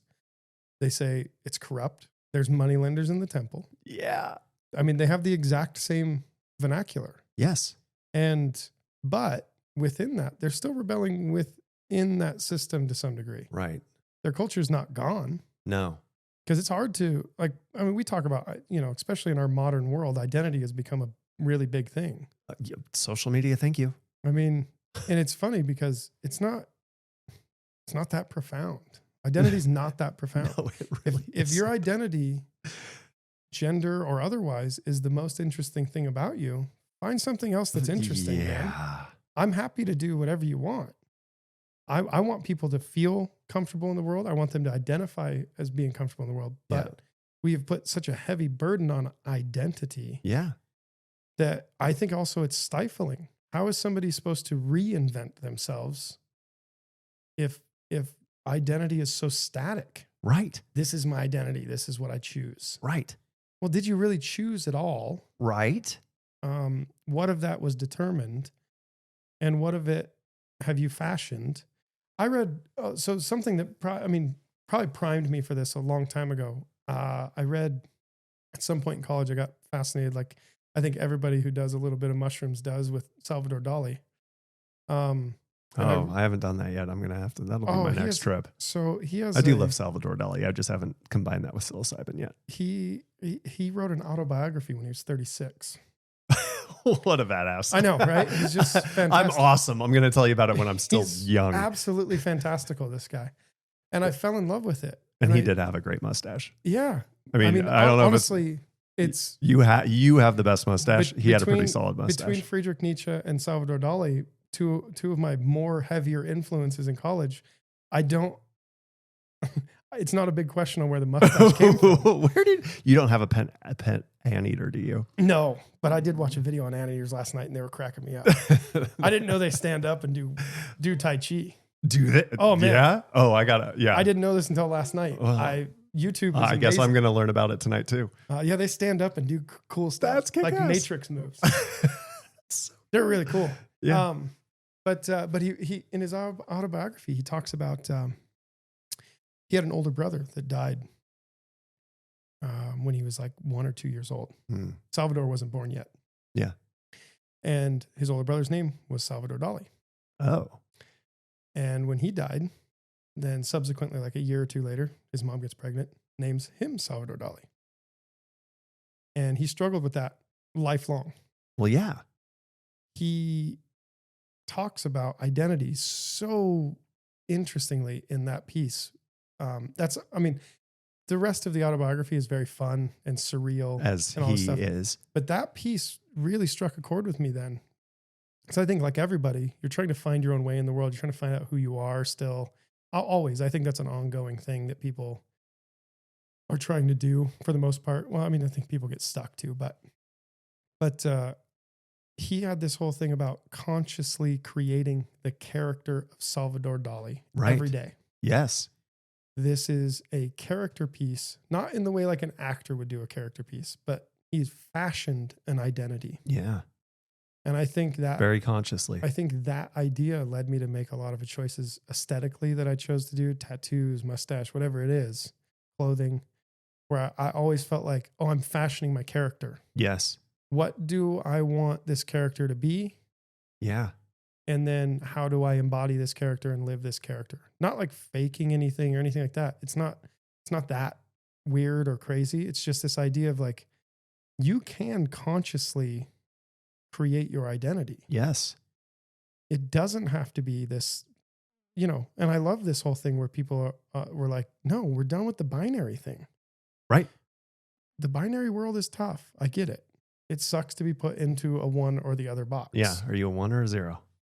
sometimes it works very well. Biologically, it happens to work very well. Right. But societally, it doesn't work very well. No. There's much more gray Nuance. area. Yeah. Nuance. Where when you talk about physical structure, that's a little different. But you talk about people's feelings and emotions and all these other psychologies and all these other things, that's when you start going, oh, no. We can create these identities. Yeah. I do think that people got a little seasick from all the identity bashing for a while, where it was like, nope, I'm going to do this thing. And now you have to do this thing and acknowledge me this way. Right. I think that became exhausting for people to try to keep up with. Right. And I don't even think that's people people don't like it. I think it just became exhausting. Yeah. Where it's like, I can't keep up with the newest identity. Right. Because for a lot of people, I don't think they think about their identity. I think a lot of people don't really consciously understand what their identity means to them. I think there's definitely that. And I also think that people look at people that are brave enough to buck the trend, and there's a jealousy that they aren't brave enough to do it either. Oh, yeah. I mean, there's people that comment, I wish I could grow a mustache like that. Well, do it. Just do it. I didn't have one. Yeah. And then 12 years ago, I shaved my beard and left this. Yeah. And I just kept doing it. Yep. I had a really good friend. One time I was teaching him guitar. And I remember he told me one day, he goes, I feel like a poser. Like, how do you just pick up hobbies all the time and not feel weird about doing them? I'm like, what do you mean? He's like, well, like I pick up the guitar to play it and it doesn't sound good. And like, it just feels like I'm faking like, imposter thing or whatever. I don't think it's imposter syndrome. I think imposter syndrome is a little more of like, you actually know something, but you don't know, Right. You know that you don't know enough. Where like, he was just like really struggling with, how do I incorporate this into my identity without feeling like I'm a faker? Right. And I remember just telling him, and I really didn't have a good grasp on this at the time, but I've thought about it for years and years and years still, and it still comes up in my mind. I remember telling him, you just do it until then that's the thing that you do. Right. Like I didn't start off as a guitar guy. Right. But eventually I had one with me so much and I played so much and people saw me doing it so much that they went, oh, that's the guy that plays guitar. Right. That's the guy with the mustache. Yep. He's the guy that rides the bicycle around. Like it's, I think most people are terrified to feel like somebody's going to judge them because they're bad at something when they start doing it. I'm like, just do it. And you are going to be bad at it. Yeah, you're going to be terrible. Yeah. And you might remain terrible. Yes. Listen, there's a lot of things I've tried that I remained terrible at. And I quit doing them. Yes. But how do you know unless you try? Yeah, you got to do it. And fail and keep trying until you go, okay, that looked cool. And I've tried this for a while now. It ain't me. I tried to paint. Yeah. I tried real hard. Right. Turns out I had a very big disadvantage in the painting world. A little bit. There is artists with aphantasia as well too. I read some of their essays on how they do art. And the one guy had a similar process to me. He's like, proportion's very tough for me. Okay. I have to redo over and over and over again until I get proportions right. Yeah. And I was like, oh, that's something I struggle. I get frustrated and I quit. Yeah. And he just persevered. Yeah. He was like, no, I will. Yeah. He just kept going. I kind of have that like, when do famous people click over from, I was a small farm, small town farm boy, and now I'm world famous country singer, or right. Like name whatever the thing is. But there's like this, like at what point did they buy into it themselves, that they were a good musician, that they were a country star? Like, I think most of the time you don't ever buy into it. I think it just happens. Right. Like, and I do think some people consciously buy into like, this is what I'm doing. Oh, for sure. And I'm going at it. Yeah. And I always admire that. And that's always makes for a cool story. Right. But I think for most people, you just start doing something you're interested in. And then pretty soon that's your thing. And you're like, all right. Yeah, exactly that. I also think that's why a lot of people, famous or otherwise, you do a thing. Even for me, guitar at this point, like I don't play gigs anymore. I don't do that kind of stuff. I'll sit and tinker around on my guitar and I really enjoy it still, but I have no desire to be the guitar guy anymore. Right. It's not, I don't need people to attach that to my identity. Right. I used to need it.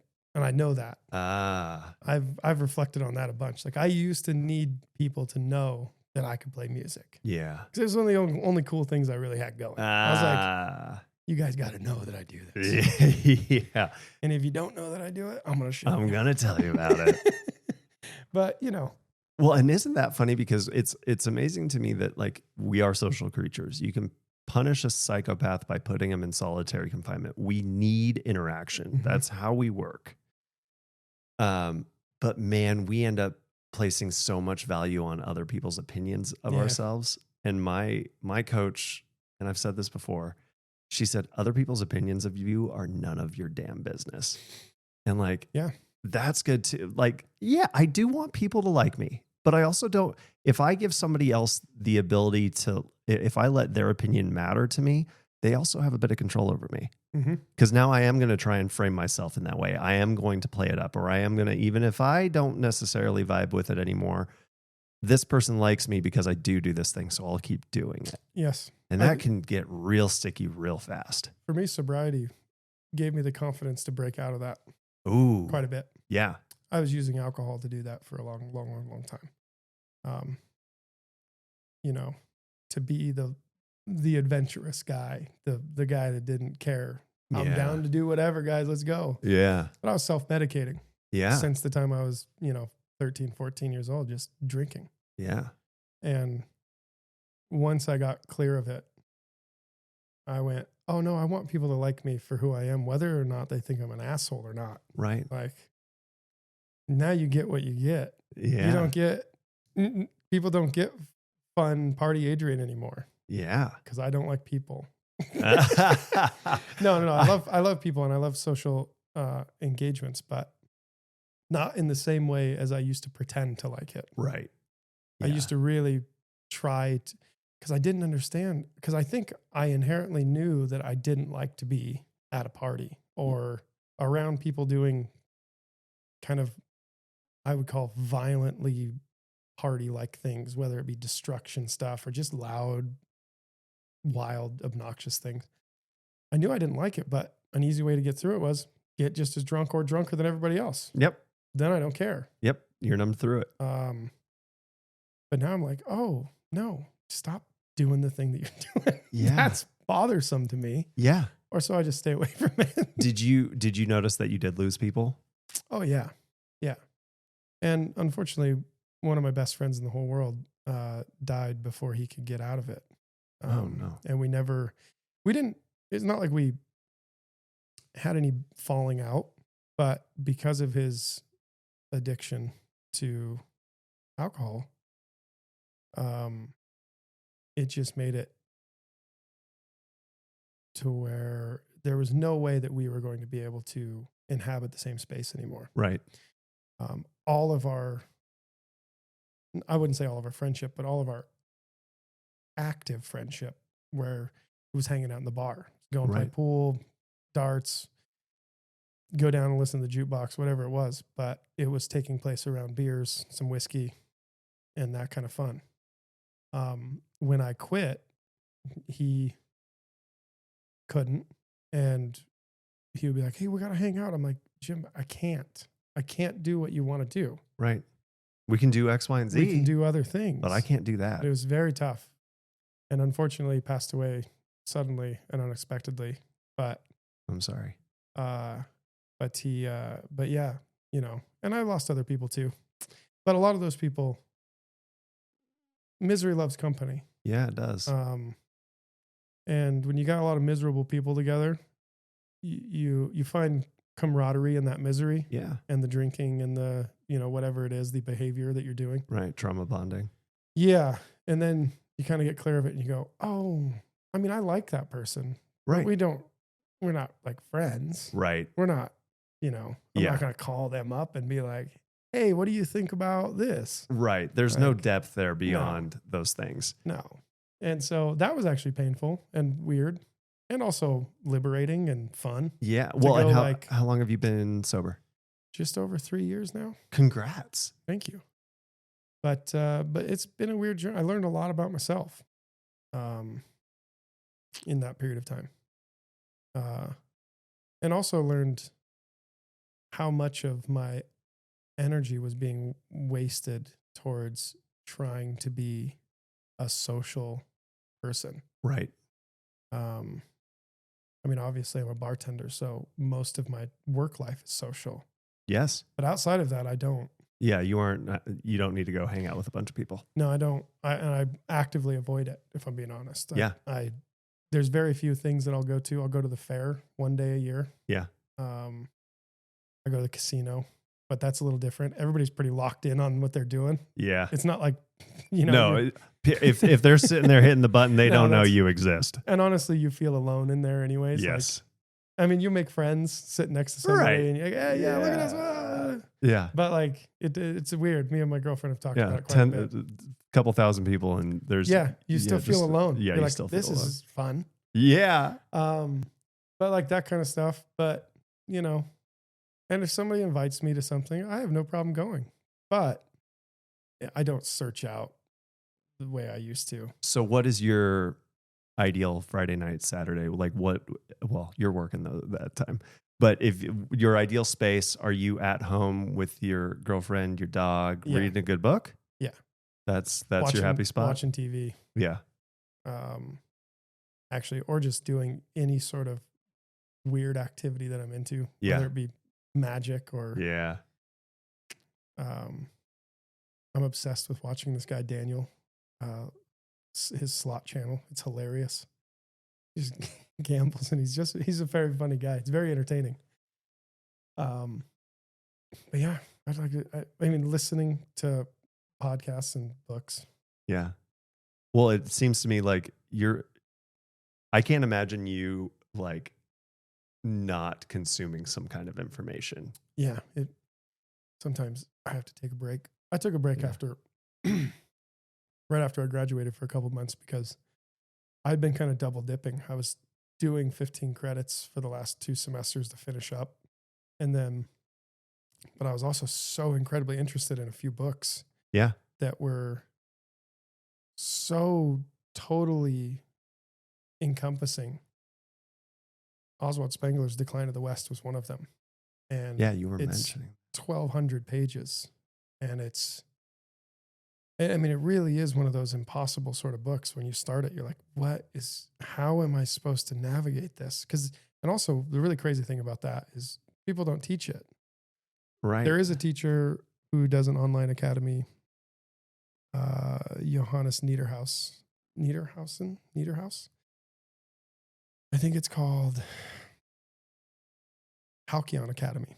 And they did a study of Spengler that my friend Dawson participated in. And me and Dawson had been trying to read Spengler for years.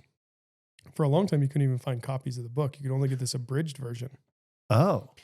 And so we had been trying to study it for years and slog our way through this stuff. And yeah, finally he came across Johannes and had a little bit of a guide through it, some of it anyways, which then kind of opened the door for both of us to be able to. And then we also both got full copies of the book, which that helps. Somebody finally reprinted. Cool.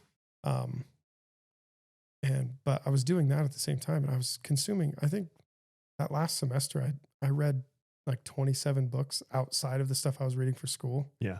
And I remember I hit that finish line and I graduated and I went, I'm not reading a book for a little bit. Yeah. But then it was 2 weeks later and I was right back into a book. Yeah. And I was like, oh, okay. Well, there's you need that reset and that integration period. And so 2 weeks is good. Yeah. And it's tough too, because if I don't have something actively that I have to work through mentally, as far as like a theory or something, I find myself getting very bored. I sit. I just did that with morality. Yeah. Because we left Mormonism a few years ago. And the big question for me was, okay, I'm raising 4 kids. Rachel and I were raised in the church. I think this is a good bulk, like obviously not where I got my morality, but a good bulk of where I got my morality. Mm-hmm. So not only am I leaving the specific Mormonism sect, but I'm also leaving Christianity. How do I raise my kids? And like, I think I have a pretty good moral compass, but I need to re-examine how I got there too and what still holds true to me. Well, I got a book I'll bring you. Oh, wonderful. And so that was books, that was podcasts, that was a lot of me in meditation, just like really kind of going through and untangling that spider web. And like, I might put a good chunk of this spider web back up, but I need to get to the root of it and understand the why. Yeah. So that's Friedrich Nietzsche's main goal. Oh, and there's a lot of Nietzsche in there. He was profoundly influential on me. I don't always agree with Nietzsche, but I don't ever disagree with his methodologies. The transcending of your culture's morals. And I also believe this critique of Nietzsche as well as probably you and I, because I do a lot of that. It turned out through college, the last bastion of philosophy really turns out to be ethics. Yes. Not because I'm overly interested in ethics, but because that's the only course offerings that most places have anymore. Yeah. Bioethics, communication ethics, this ethics, that ethics, whatever it is. I took it turns out I just ended up being an ethicist, Yeah. by default. Yeah. I'm also very interested in other parts of philosophy, more interested, but ethics and morals became a big focus of mine through, Immanuel Kant, Friedrich Nietzsche. When I got to those people, I started going, oh, there's a different way it's not just there's 10 commandments and bam. Right. But the big critique on Nietzsche, right, is he never really stopped being a Christian. Oh, yeah. And Spengler points this out. He's very Nietzschean. He takes Nietzsche's project and continues. That's the whole point of Spengler attempts to continue Nietzsche's study of history. But also he makes the critique of, saying, Friedrich never really got out of Christianity. Right. He never transcended the thing that he was talking about, which I think is a brilliant critique. It's very true as well. He was going to be a minister when he was a kid. His father was a minister. He was very well versed in that. But he's rebelling within the culture. Yeah, you don't get out. You just don't get rid of it. Right. No. And like I was telling, a couple of the kids at work, there's a couple of brilliant young men that I work with that are very good thinkers, and they're very curious and interested and Bennett being one of them. He's also religious, and we have great conversations. And I remember he asked me one day about like, where do my morals come from if I don't have that book? And I went, well, the thing is I'm also living within the same system you are. I'm for the most part, working on the same set of morals that you are. Right. I just might have a different way of approaching it. Right. And he's like, what do you mean? I was like, well, look at our law system. It's based in, Christian and Aristotelian thought. You can't, and that's the great critique, right? You can't just transcend your culture. It's too pervasive. Yes. You can, like you said, you can break it all the way down. Yeah. And start over and go, what is worth keeping and what is not worth keeping? Yes. What is, not what's worth keeping, I guess, but what's important and what's not important. Right. And as you start breaking down those barriers, I think, you find out that the whole Nietzschean idea of the Übermensch is about creating your own moral code without a book. Yeah. And like Nietzsche says, he goes, I don't know if anybody's even capable of doing it. And that's the great trick, right? There's tricks in philosophy. There's great little tricks in philosophy and that's something I admire about really great thinkers, is they'll do something. So Kierkegaard does this as well with faith, but Nietzsche does it, and he takes it from Kierkegaard a little bit, but he does it with morality. He says the brilliant thing about what the Übermensch is going to be is they're going to create their own moral code. They're going to have the mental fortitude to look at the tradition and create their own thing. Mm-hmm. Doesn't mean it's not going to be similar to the other thing, but they're going to do all the work to get there. But at the same time, in the same breath, Nietzsche will go, I don't know if anybody's capable of it. So that's the fun part about theory, right? And the same thing, Kierkegaard says that he has this conception of the knight of faith. Okay. The person with the most faith as far as he's concerned. Oh, and Nietzsche looks at Goethe, the great German writer. Yeah. He is the Übermensch. Right. But nobody else can probably be like that. Right. Yeah. And Nietzsche does a great thing too. He goes, and if you don't understand what I'm talking about, then I'm not talking to you. It's fun. They're fun little tricks. Yeah. They're true tricks, but they're fun little tricks nonetheless. But Kierkegaard does that as well as the knight of faith. He says, Abraham is the only knight of faith, the only true knight of faith. Oh. The only true faithful Christian in all of its history is Abraham. Because of what he was willing to do to Isaac in the name of God. Yeah. But then Kierkegaard does the same exact thing Nietzsche does. Well, Nietzsche takes from Kierkegaard this same thing. He goes, but I don't think anybody's really capable of it other than Abraham. Yeah. So we just got to try really hard. Yeah.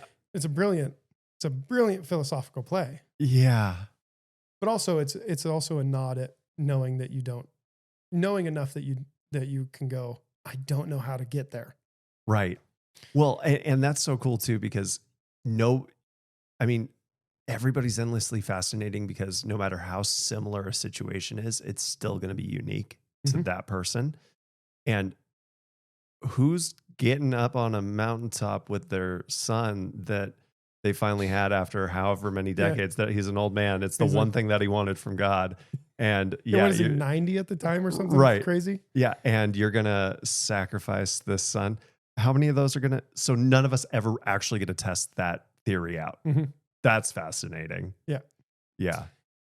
But it does give you at least an idea of what it takes to, in somebody like Kierkegaard's eyes, be a faithful person. Right.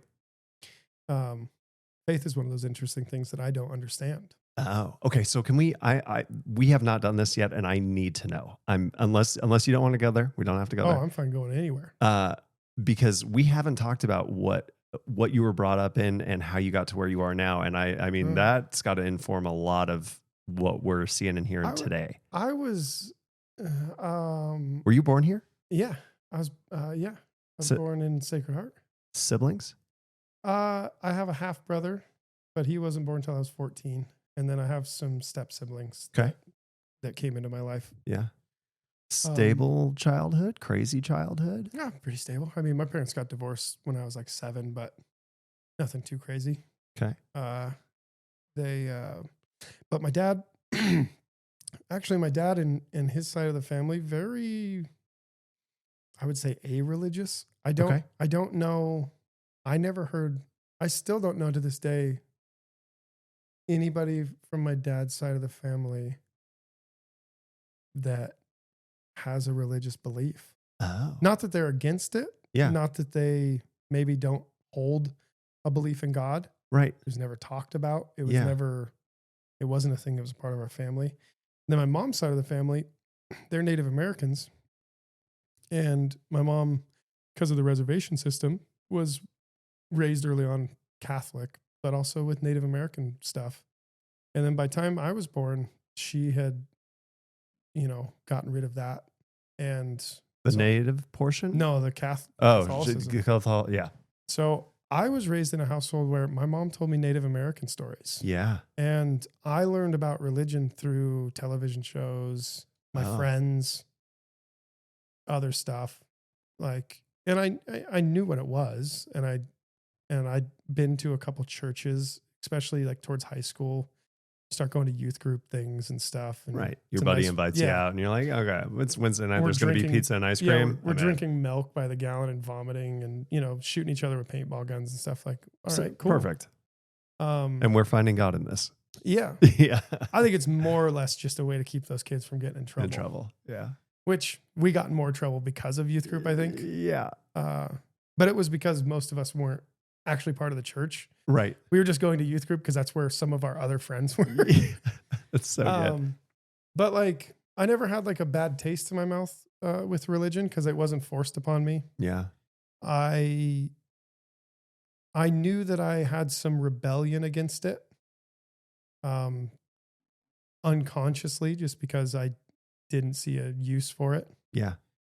And then as I got older, my mom told me all the Napi stories, all the fun stories of my tribe and our version of creation and all the different Right. stuff. Where'd you come from? Why are you here? Where are you going? The classics, right? All the parables about, my namesake, Coyote Trickster, jumping in the water after plums that are hanging on the tree still, right? All these fun stories that every culture has that teaches you normal things. Yeah. So then by the time I got to college, I was like raring to go. I wanted to find religion. Oh, you did? Not like in a way, like I didn't want to practice religion. I wanted to find out about religion. I was like, man, especially once I got into philosophy, I had a great communications teacher, taught speech my first semester in college, Josh Misner. And he was doing his doctorate at the time on mindfulness in communication. Mm. And so he was dropping these really interesting kind of Eastern philosophy nuggets into his communication courses. And I was like, man, this is really interesting. I like, he would make us do these weird meditation practices where like you'd stare at this leaf and follow the veins, or you would look at your food and try to picture or go back in your mind, like how it got here. Right. You got this stew in front of you. That potato was once whole and it was once in the ground and it was, And so like I started doing those things and I was like, this is pretty cool. Yeah. And then I said something to him one day. I was like, man, like, where do I read more stuff? Yeah. He was like, actually, there's a guy named Ed Cates that teaches an Asian philosophy course. You should probably sign up for that. And I went to that class. And first class period, at the end of the class period, I was already hooked. I was like, first of all, I love this guy. I love what we're doing here, guys. Yeah. This is where I wanted to be. Yeah. Because I'd already done, at that point, I think it was my second semester. I'd already taken psychology, communications, a couple other courses where I was like, I like all these. Yeah. And then I started taking Asian philosophy, and that first class period, I was like, I found my spot. Yeah. And then at the end of that class period, he went, I'm also teaching a course this semester called Capitalism in Western Thought. Through the business department.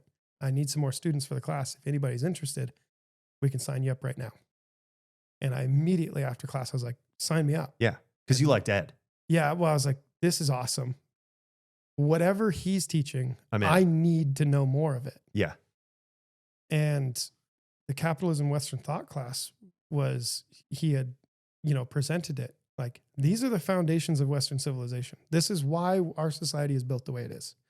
I went, that's what I've been trying to figure out. Yeah. I didn't know where to find that information. How the fuck did we get where we're at? Yeah. Like I've been thinking about this in my own way for the whole time of my childhood. Yeah.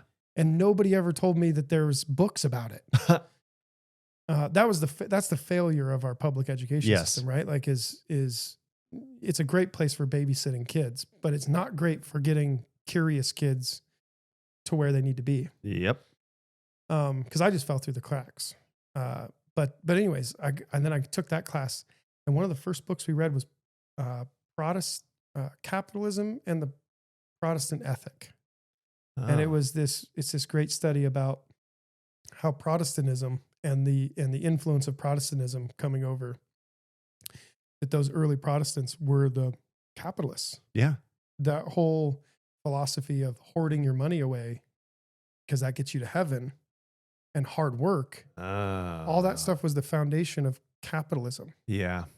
And then I was like, oh, I need, and then at the same time, I'm taking Asian philosophy. So I'm learning Hinduism and Buddhism and Taoism and learning about Zhuangzi and all this cool stuff. I was like, all right. So then I really rejected Christianity for a little bit. I was like, I hate that thing. Yeah. Well, why? What did that represent to you? I think just because I was young and it was fun to hate. It was fun. Yeah. Because it was the thing that I already kind of knew. Yeah. I was like, this is all crap, guys. Yeah. I need this other thing that's new and exciting. Then after studying that for some years, I was like, oh, it's the same. That's the same thing. There's a great book by Aldous Huxley called The Perennial Philosophy. Okay. He does a great study, kind of like the Camus book on the Rebel. He does it, but it's essentially the golden thread through all the great religious thinking. Yeah. And he shows how common they are and what the common thread is. Yes. And I remember reading that early on and I went, this guy's got it. Yeah. He's got it. Well, and my thing is always like, we're all speaking the same bloody language, guys. Or not, I'm sorry. We're all trying to tell the same story using different language. That's what I meant to say. Yeah, the language actually becomes the big problem with it. It does. But there is that thread. And it's like, okay, can we just like look at the links that get us back to that thread. The intention is the same. Yeah. But yeah, that's when I found at that point, it all kind of clicked. I went, I love all of the religions, not because I believe any of them. Yeah. I didn't need a higher power. I didn't need any of that stuff. Yeah. I needed to know why they thought the things they thought and how that could help me be a better person. Yeah. So I read the Quran. I read, all the Buddhist scriptures, all the Taoism stuff. Then I got into this wonderful, when I transferred to University of Montana, there's this, and I wish I could remember his name, but it was the last class that he was teaching in his entire career. Oh. And he was teaching it over the summer. And I want to say his name was Fred, but I just can't remember. But I remember showing up to that class, and it was, I don't remember the title of the course, but I know it was something to do with the Bible. Oh, maybe it was literal and literary interpretations of the Bible. Okay. And I showed up to that class on the first day, and he stood at the podium like it was a pulpit. And I thought, what the hell did I get myself into? This guy is a religious nut job. And it's his last time, so he's just unloading. I thought, what is going on, man? And I was glued to him, though, a little bit. I was like, I need to figure this out. Yeah. And then a couple weeks into that summer course, he completely switched gears. And he goes, all right, now that we're done with the literal interpretation of the Bible, let's start talking about it in literary terms. And completely flipped the script. That's so cool. And he just, I don't say dismantle in a negative way. We dismantled the Bible from its historical and literary context. Yes. So, he went a long ways in showing, the best of our knowledge, Matthew was writing 100 years after Jesus because of the things he talks about. And then Luke is writing this long after Matthew, so on and so forth. Then, and also, it was the first time I got exposed to the idea of, because at that point I'd already read the Bible. I started going to Bible study. Yeah. With a wonderful pastor, Pastor Dave. I don't know where he is a pastor at anymore. He was at Real Life when I was a kid, and he was a soccer coach at our high school. But I ran into him much later when I was in college, and he invited me to join. And I had a friend who was also participating, and I was learning about all the other religions. So I thought, you know what, I got to give this one a shot too, because I didn't have it as a child. Yeah. And so I started going to that. Well, exposure is a hell of a drug. And reading all the things. And it's fun. I mean, until I started bringing in other philosophies, and then the other people got really uncomfortable, then I was told that I had to not. Yeah. And then I was like, well, then I don't need to be here. Right. It's outlived its usefulness for me now. Yeah. But we're not adult enough to have conversations about ideas outside of our own. Okay. Thanks. Yeah, that's where I was like, all right, I get it. I wasn't mad at anybody. I understand it. Yeah. I was at my journey was about curiosity. Yeah. Their journey is about belief Yes. and faith. And I don't have that. But I remember going to that class, and he was the first time that I ever heard, even mention of the theory that, like, the Bible, if you look at it chronologically, and you take, I believe it's Matthew, they think is the earliest gospel, right? At least in the canonical Bible. There's other gospels outside of that I think are more important, but that didn't get included. But you take Matthew, and then you go from Matthew all the way to John, and you put Luke and what's the other guy's name? Mark. You put all those guys in order. You see that, the first gospel doesn't really have miracles in it. No, it's a very human Jesus. Yeah. And then if you read like Gospel of Thomas, I don't know if you've ever come across it. Yeah, you read that and you start going, oh, that seems really much more like a real human being. Yeah. But then you get to John and you realize that by then he's God. It's got to be 200 years. Yeah. And all the miracles are there, and all the wild stuff that a lot of atheists like to point at in the Bible and poo-poo on and stuff. You go, but if you give it an honest reading for what it is, and I heard somebody say this not too long ago, and it really, really struck a chord with me. The Bible's not a book. It's a library. Yes. It's not a single piece. Right.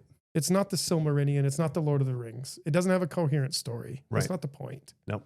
And so actually, I didn't hear that until probably like a year and a half, 2 years ago. Somebody mentioned that. And I was like, oh, I got that's really good. Yeah. I got to be much nicer to things. Yeah. But I've never been one of those people either to like attack it.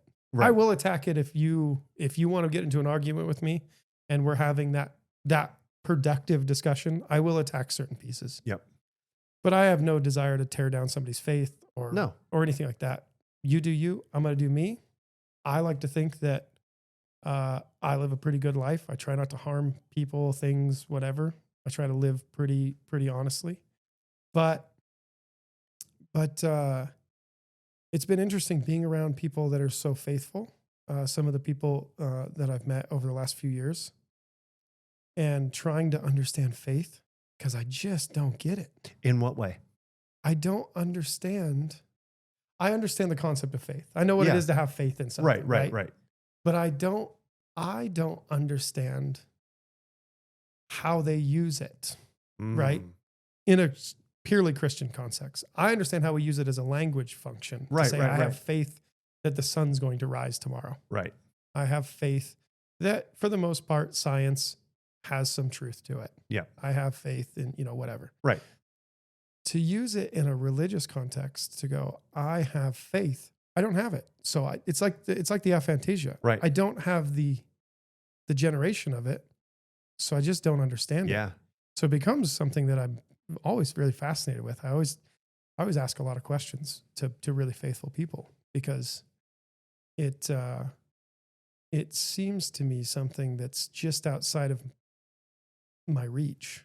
Well, so I'm really curious. Now I'm really curious about your curiosity about faith. And the reason I say that is because when I think about, I'm gonna use it in a Christian context, but it could apply across the board. Again, to me, it kind of comes back to where did I come from? Why am I here? Where am I going? Right. And to me, religion is usually answering those questions and then having faith that is the correct answer, because you don't have proof. Yeah. Gives you the comfort and the resolve to then move forward with your belief system. Yeah. That's how I understand it. Yeah. But I do think some people experience it deeper than that. For sure. Yes. Yeah. I mean, that's a pretty surface level and like, yeah, here's the explanation for it. Yeah. I feel like that's the function of it, right? Yes. That's the function.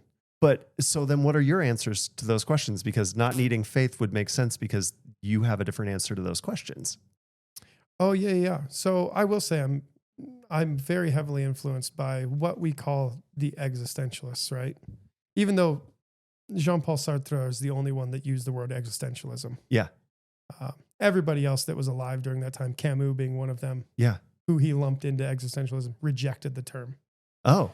So the great thing about... Explain it for So everybody. Existentialism, the great thing about that is, well, what I find endlessly fascinating about existentialism is we lump these group of thinkers together because they have a similar idea. They're actually universes apart. Some of them are religious. Some of them are not religious. A lot of people like to go, oh, existentialists are atheists. They're not. Soren Kierkegaard is probably one of the most profoundly religious people that's ever existed in the history of humankind, but he was an existentialist. And the difference is he believes in existence preceding the essence. You must exist before we can talk about essence, where Christianity is going to be essential. The essence, the soul, the eternal soul exists before the existence. Right? So that's the split. And that's where we lump all the existentialists together. Okay. Sartre was doing that as a way to prop himself up. I do not like him. He's not a great thinker as far as I'm concerned.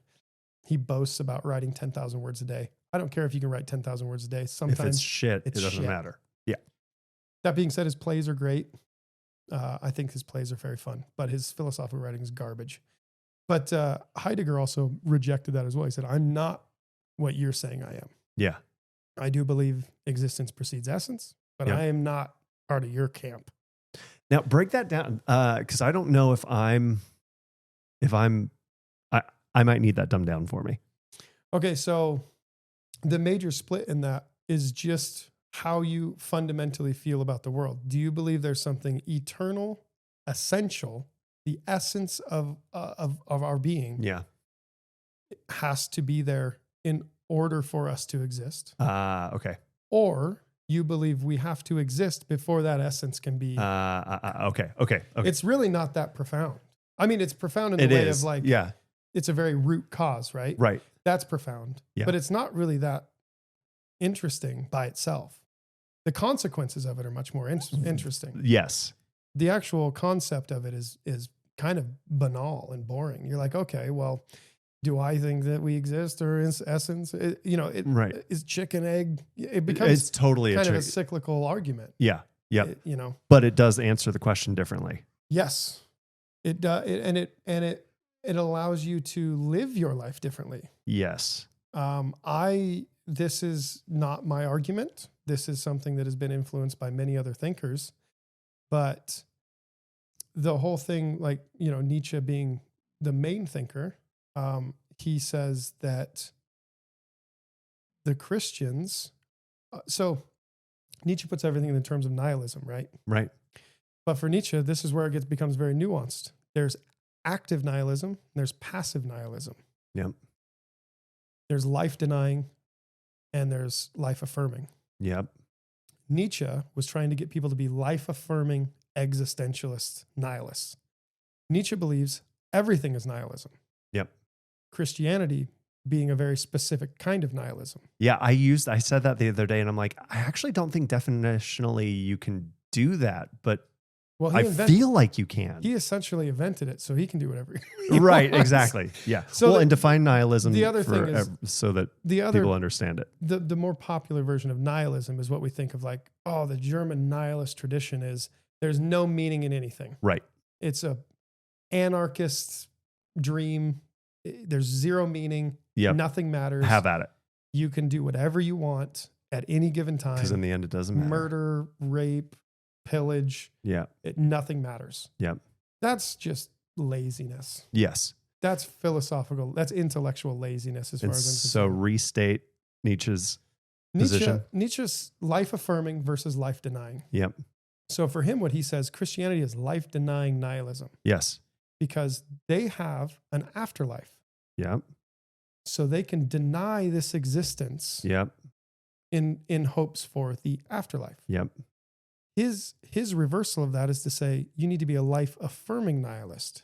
You need to understand that there's nothing at the end. In order that you make this life the best possible life to live. Yeah. Then he has the eternal recurrence argument.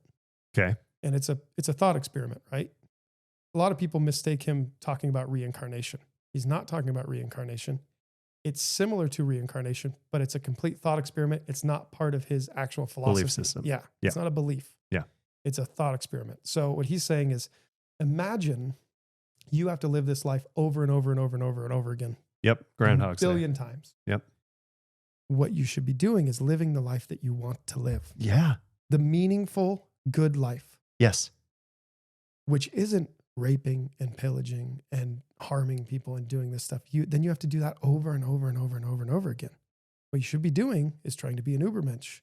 Try to create a moral code that is strong enough that you're willing to live it for eternity over and over and over and over and over again. And that's the fun nuance in his argument, right? And that's also another one of the critiques of, he's not really out of Christianity yet. Right. And unfortunately, he goes insane, quote unquote, before he finishes his project. Even if his project would have ever been finished or not, I don't know. Yeah. But the life denying thing is the essentialists. The essentialists that believe there's some internal essence that lasts forever. Yeah. That's what he's fighting against. That's what makes him an existentialist. Right. Not that he doesn't believe in God, not that all this other stuff. Yeah. It's just simply the fact, if you think that there's an everlasting essence to your being that will continue on, you are an essentialist thinker. Yes. And that causes you to be a life-denying nihilist. Yes. And that was such a profound thought to me that it forever changed how I view all of it. So then what is yours? That's probably about it. That's about it. That's about as deep as it goes for me. Yeah. I understand I exist. Yep. I understand my existence to be in this body, in this time period. Yeah. With these certain constraints or abilities or whatever it is, all these different attributes. And I have to live accordingly. Yeah. I have to try to live as affirming of a life as I can. Yeah. But that's, you know, that's where that whole discussion of meaning and value comes in. Where do you get your meaning in? Because morality and ethics is one thing, right? You get rid of your religion, you lose your anchor. So that's Nietzsche's God is dead, right? Yeah. Yes. People misunderstand all the time. It's crazy how terrible people miss it. There was a movie that the Christians came out with, and I lumped them all together. Sorry, Christians. Is a Christian movie that came out called God is Not Dead about 10 years ago, 15 years ago. Okay. The very first scene of that movie is these kids in a college philosophy class, and the philosophy teacher has all these names written on the board of all these philosophers who are atheists. And the whole argument that he's making is like, you're going to go against all these smart people and you're going to believe, you know, whatever this. And then of course the main protagonist is this very religious kid, and then they're fighting. I didn't watch past. I was going to say you didn't. Scene. Yeah. Because I also realized that most of the names on that list that they had listed off on the board weren't actually atheists. Yeah. And I went, well, you're intellectually corrupt here. I'm done with this story. Right. But people have such a misunderstanding of that God is dead thing. Nietzsche is calling out the Christians. Yes. He's saying you don't fear God anymore. Right. You have lost your moral anchor. You go to church on Sundays and eat sandwiches with your congregation. That's not religion. No. And then the rest of the week, you don't even live what you believe. You don't care. Yeah. There's no fear. And Kierkegaard says this as well. Nietzsche actually takes a lot of this from Kierkegaard. Kierkegaard said the only relationship that matters in Christianity is your one-on-one relationship with God, not your congregation, not your pastor, not your fellows. Yep. But that's the thing, right? Like, so Nietzsche, and people always take him out of context. So if you read that whole section, beginning with, I think, remark 123, maybe, in The Gay Science, he starts with this image of the Buddha's shadow is imprinted on this cave for 1,000 years. Who knows how many more thousands of years it'll take to get the shadow to go away? And then he goes into another remark, and then he goes into another remark, and it kind of, and then all of a sudden you get to like remark 125 or whatever it is. And he says, the madman came down from the hills with his lantern, screaming at the townsfolk, God is dead. God is dead. You have killed him. You are the perpetrators of the most egregious murder of all time. And people think that that's him saying the religion is dumb and all this stuff. Right. No, he's saying the complete opposite. Yes. He's saying, you have missed out on the most important thing of your book, is the anchor of morality. Yeah. And if you lose that anchor of morality, you have to come up with a wholly new thing. Right.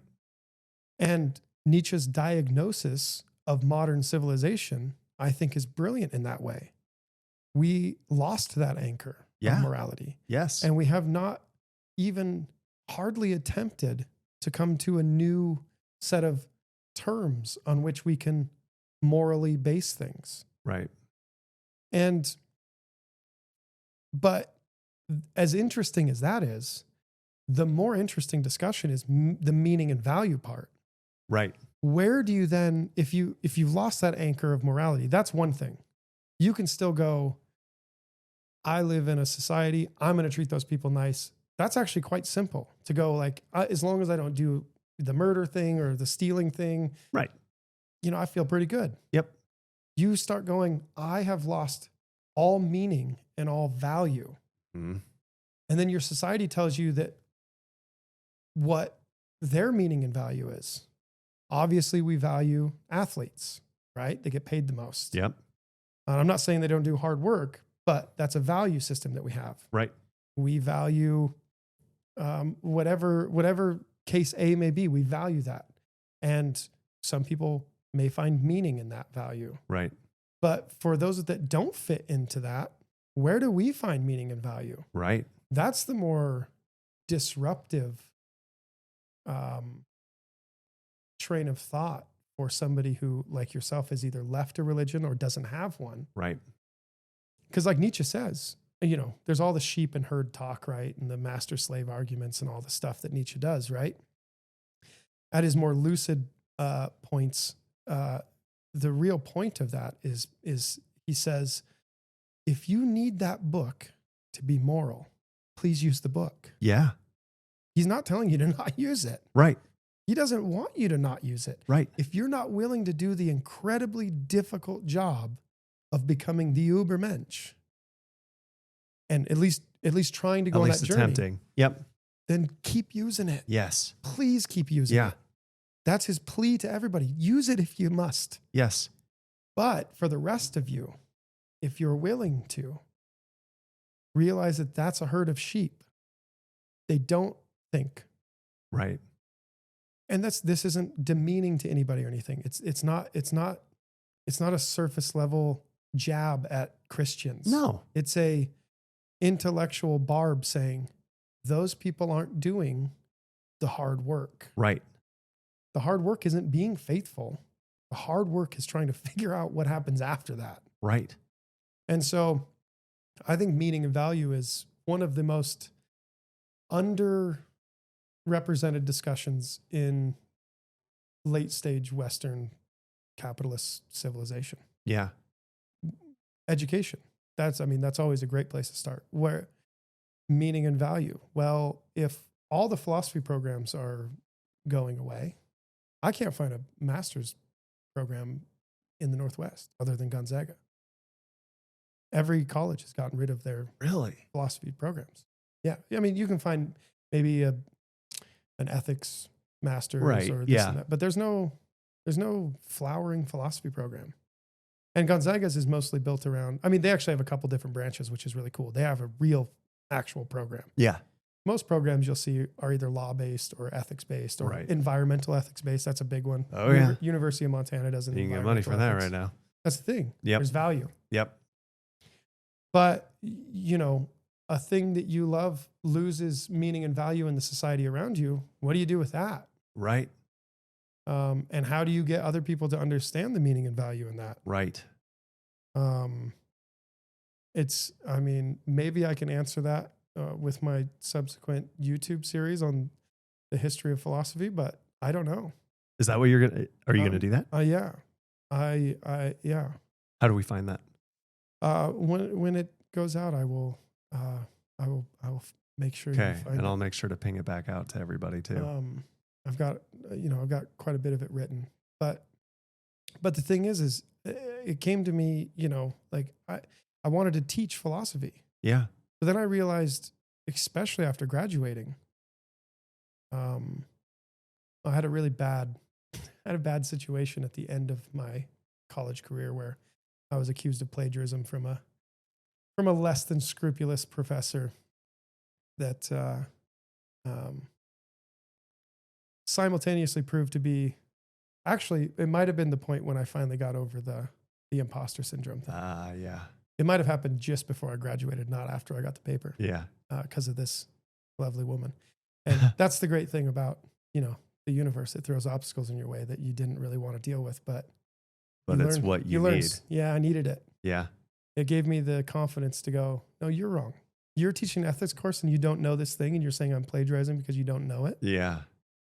And then it ended up being a big mess. Not mess, really. On my end, it wasn't really a mess. It was a lot of stress. Yes. But I ended up having, a meeting with the vice president of the college and it came to a very quick resolution that I was not in the wrong at all. Yeah. Good. And that, this person has many instances of not being a great teacher. Yeah. Yeah. You get enough of those tacked on and eventually something happens, right? Yeah. I mean, I not to be rude, but hopefully she's having fun drinking wine alone with her cat, whatever she's doing. Yeah. Have fun with that. Not grading papers. What's really funny about it was the first sentence of the first paper that I wrote for her class. She had never met me, never had any introduction to me whatsoever. It was a throwaway essay about what we thought ethics were. Yeah. And because I study ethics, I had an answer. Yes. And she didn't like this. She said, I plagiarized it. And I went, I didn't plagiarize anything. She said, I don't think you plagiarized the writing. You plagiarized an idea. I said, you can't plagiarize an idea. No, that's not how that works. That's not how that works, lady. That's It was very fun. But like I said, it gave me the confidence to stand up and go, oh no, I know more than this. Yeah. Jeez. But you know, that's, that's one of those things. So that kind of brings it. I mean, there's a lot of tie-ins there because you have people like that like once you realize like, I'm not arguing with somebody on my level, and not to be rude or anything like that, but I do know more than this person, mm-hmm. or this is for the sheep. And again, not to be demeaning, because that we talked about it the other day, right? 50% of people don't have an internal dialogue. Yeah, it's crazy. Like, how that just blows my mind. I can't shut mine off, which was another reason why I found drinking so comforting. Yeah, because it would shut it down. It shuts it down. Well, and I had a guest on 1 or 2 episodes ago that she goes, I have a freaking opera going on. I'm like, yeah, you got the protagonist, the antagonist, the Joker. You got the people up in the nosebleeds screaming at you. Like, I got all that going on. I can't imagine having nothing. Yeah. But if somebody is, when you've got, I mean, my brother throws around the term pleb all the time, or commoner. I've got a couple people in my life that do the same thing. It's good. It's fun. There's or non-critical thinkers or whatever like, you know what? Again, not to be rude, but that is going to be the majority of people. Yeah. And it's not rude. Some people live great lives, not worried about it. Yes. It's the whole ignorance is bliss thing. Yeah, like, go find myself very jealous of people who aren't struggling with existence. Yeah. I mean, just plainly existence. I find myself throughout the day, any given day, really struggling with kind of like what we started our conversation earlier with Camus' idea. Suicide is the most philosophical of all concepts. Is life worth living or is it not? Of course, like he comes to the conclusion, it is worth living. The absurdity of it is that you keep rolling your rock up the hill. Yeah. Every day I find that thought in my head, not because I'm suicidal, not because I'm thinking of ending my life, because it's a fascinating thought to have. I'm jealous of somebody who has never had the thought. Right. That's awesome. Yeah. And it sounds a lot more peaceful and like, just kind of, I can't go, there's not a moment in my day that something doesn't remind me. And, I have found out over the last few years that I have some acute health anxiety, which I think a lot of it stems from the fact that I'm acutely aware of my existence at all times. Yeah. If I have a bodily sensation that's not the normal thing, it can throw me into a full, oh my gosh. Yeah. Is sudden death happening soon? Right. It's insane. You're a hypochondriac? I mean, yeah. I've been to yeah. the emergency room more times than I can count, thinking that I was currently dying of a heart attack. I had the paramedics out here a couple of weekends ago. Oh, dude. So I feel your pain. About 6-8 weeks ago, I was doing inventory at the restaurant by myself on a Monday, got a little woozy, called the paramedics. Do they know you by name yet? Fully hooked. Not these ones. Okay. These were the Hayden guys. So they were awesome, by the way. If any of you happen to watch this, you guys are amazing. But yeah, I did have a heart thing going on. We'll see. And I've had a heart thing going on. So I've also learned some really wild things about the heart. So I'm having what they call the PVCs, preventricular contractions. What the heck is that? And so after my buddy died in December, I think I just got real stressed and just, and I was working a lot and I wasn't sleeping well. And so your body's under stress. Yeah. And also I'd, got off a blood pressure med that I was on, and I think I should have stayed on it. It was just kind of a weird time and a mess. But I started having this weird feeling. Yeah. I was like, ugh. And then I just kind of like put it out of my mind for a couple of days. I was like, just stop. You're fine. How many times have you gone to the freaking doctor? Man? Right. And they always tell you you're fine. Yeah. And then but it just like kept getting more frequent and weirder. And I was like, and finally one night at work on a busy Friday night, it got to about 7:30 and I just looked at the boss and I said, hey, are you guys good? Cause I'm going to the emergency room right now. Yeah. And he was like, are you okay? I was like, whatever's going on, I need to figure it out.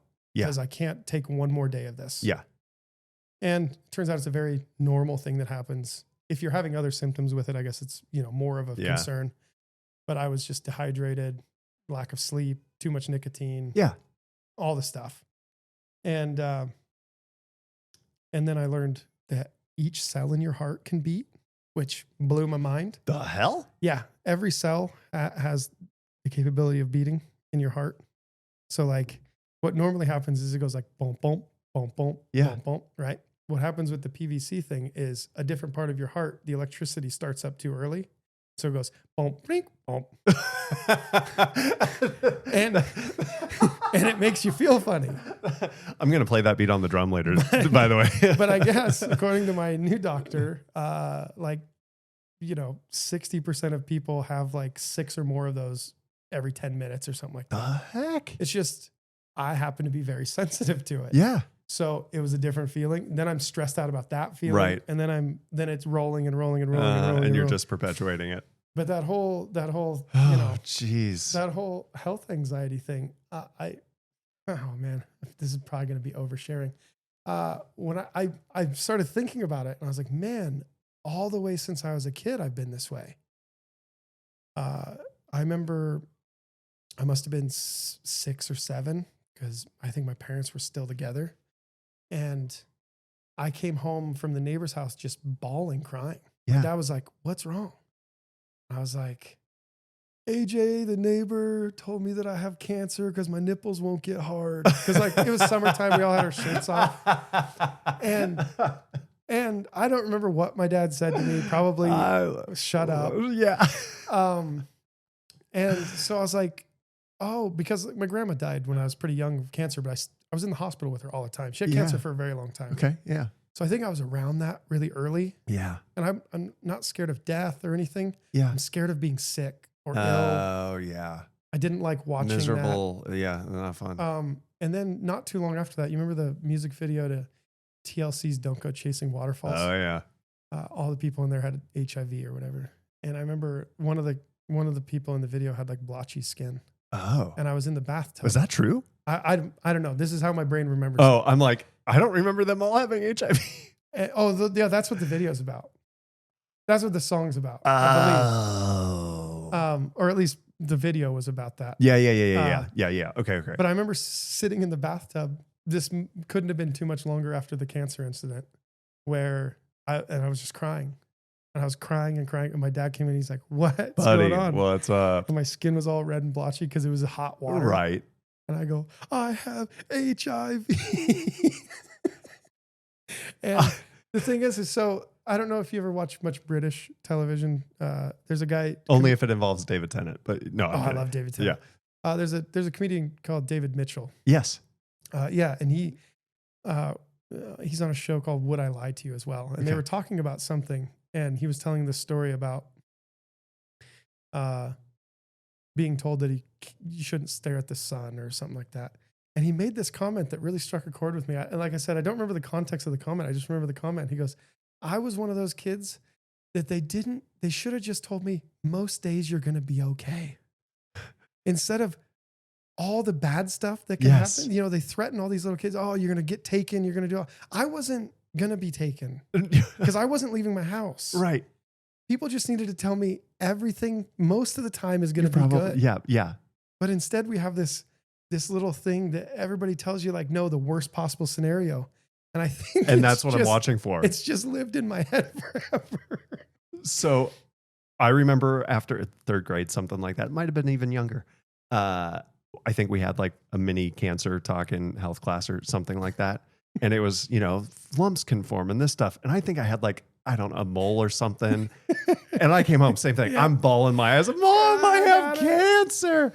Or like, I was home alone a lot. Me too. And if there was some weird creak or, something, the wind blew wrong and it sounded like somebody was at the door, I was with the they weren't corded phones at that point anymore, but they were still home phones. You had the receiver. Oh, yeah. Have one of the, grab the broom, duck underneath my parents' bed, and just wait because somebody was there to kidnap me. Oh, yeah. Yeah. So same thing. Same thing. It would have been really nice to be, guys, 99% of the time, nothing's going on. Most of the time it's good. Dude. You're good.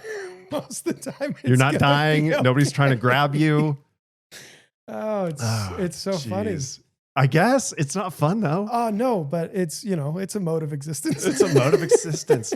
Well, yeah, that hyper awareness of like, it's a cute of life, because I just, and this is why like I go into Cochise because the food's amazing, right? But I also am like, man, I need some Adrian in my life. I really hope Adrian's there. Every time we start getting into good conversations, somebody interrupts it. I'm like, can somebody else help this person? I know. I'm like, hey guys, there's other people that work here. Go do something. Because there's very few people, like my best friend in the world, he's on the other end of the political spectrum.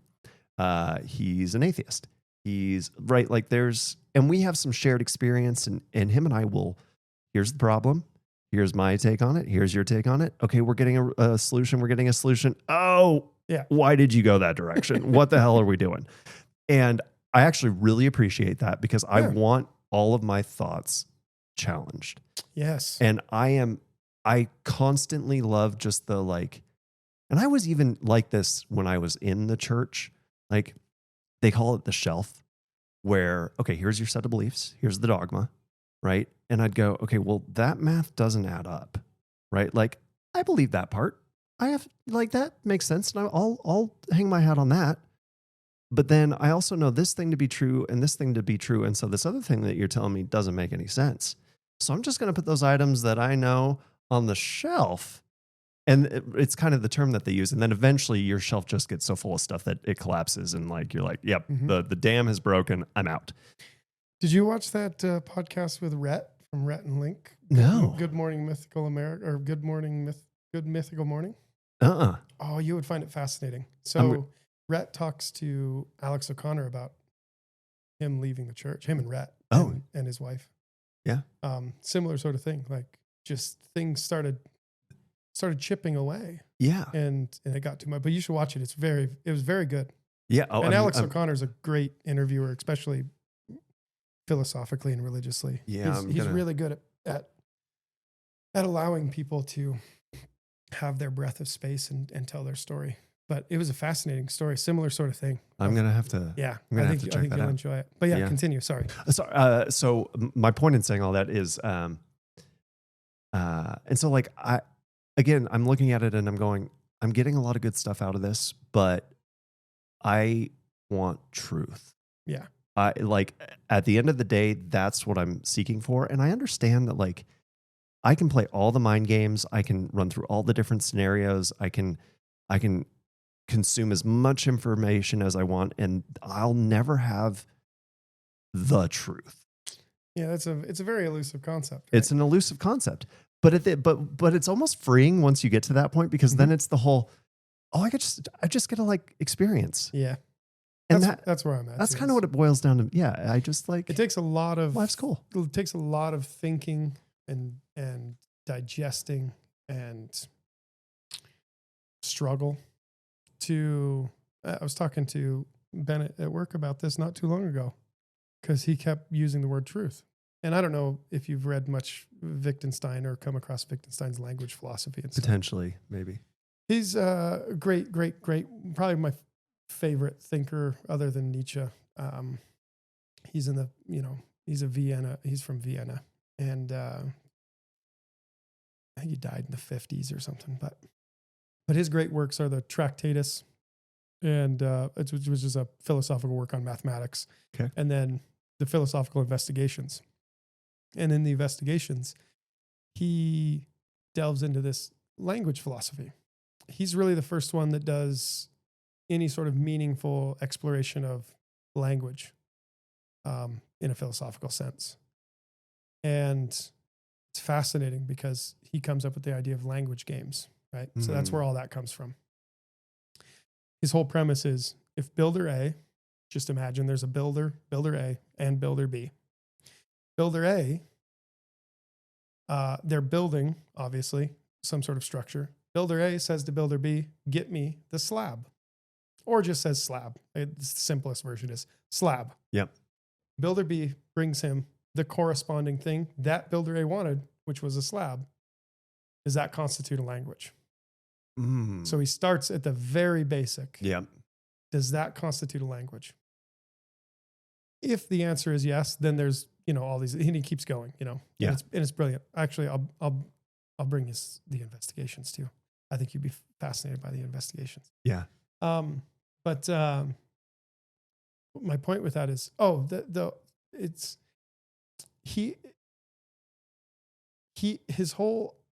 his whole theory gears around this idea of he wants to stop philosophizing because it's a problem for him. Okay. It's haunting him. Yeah.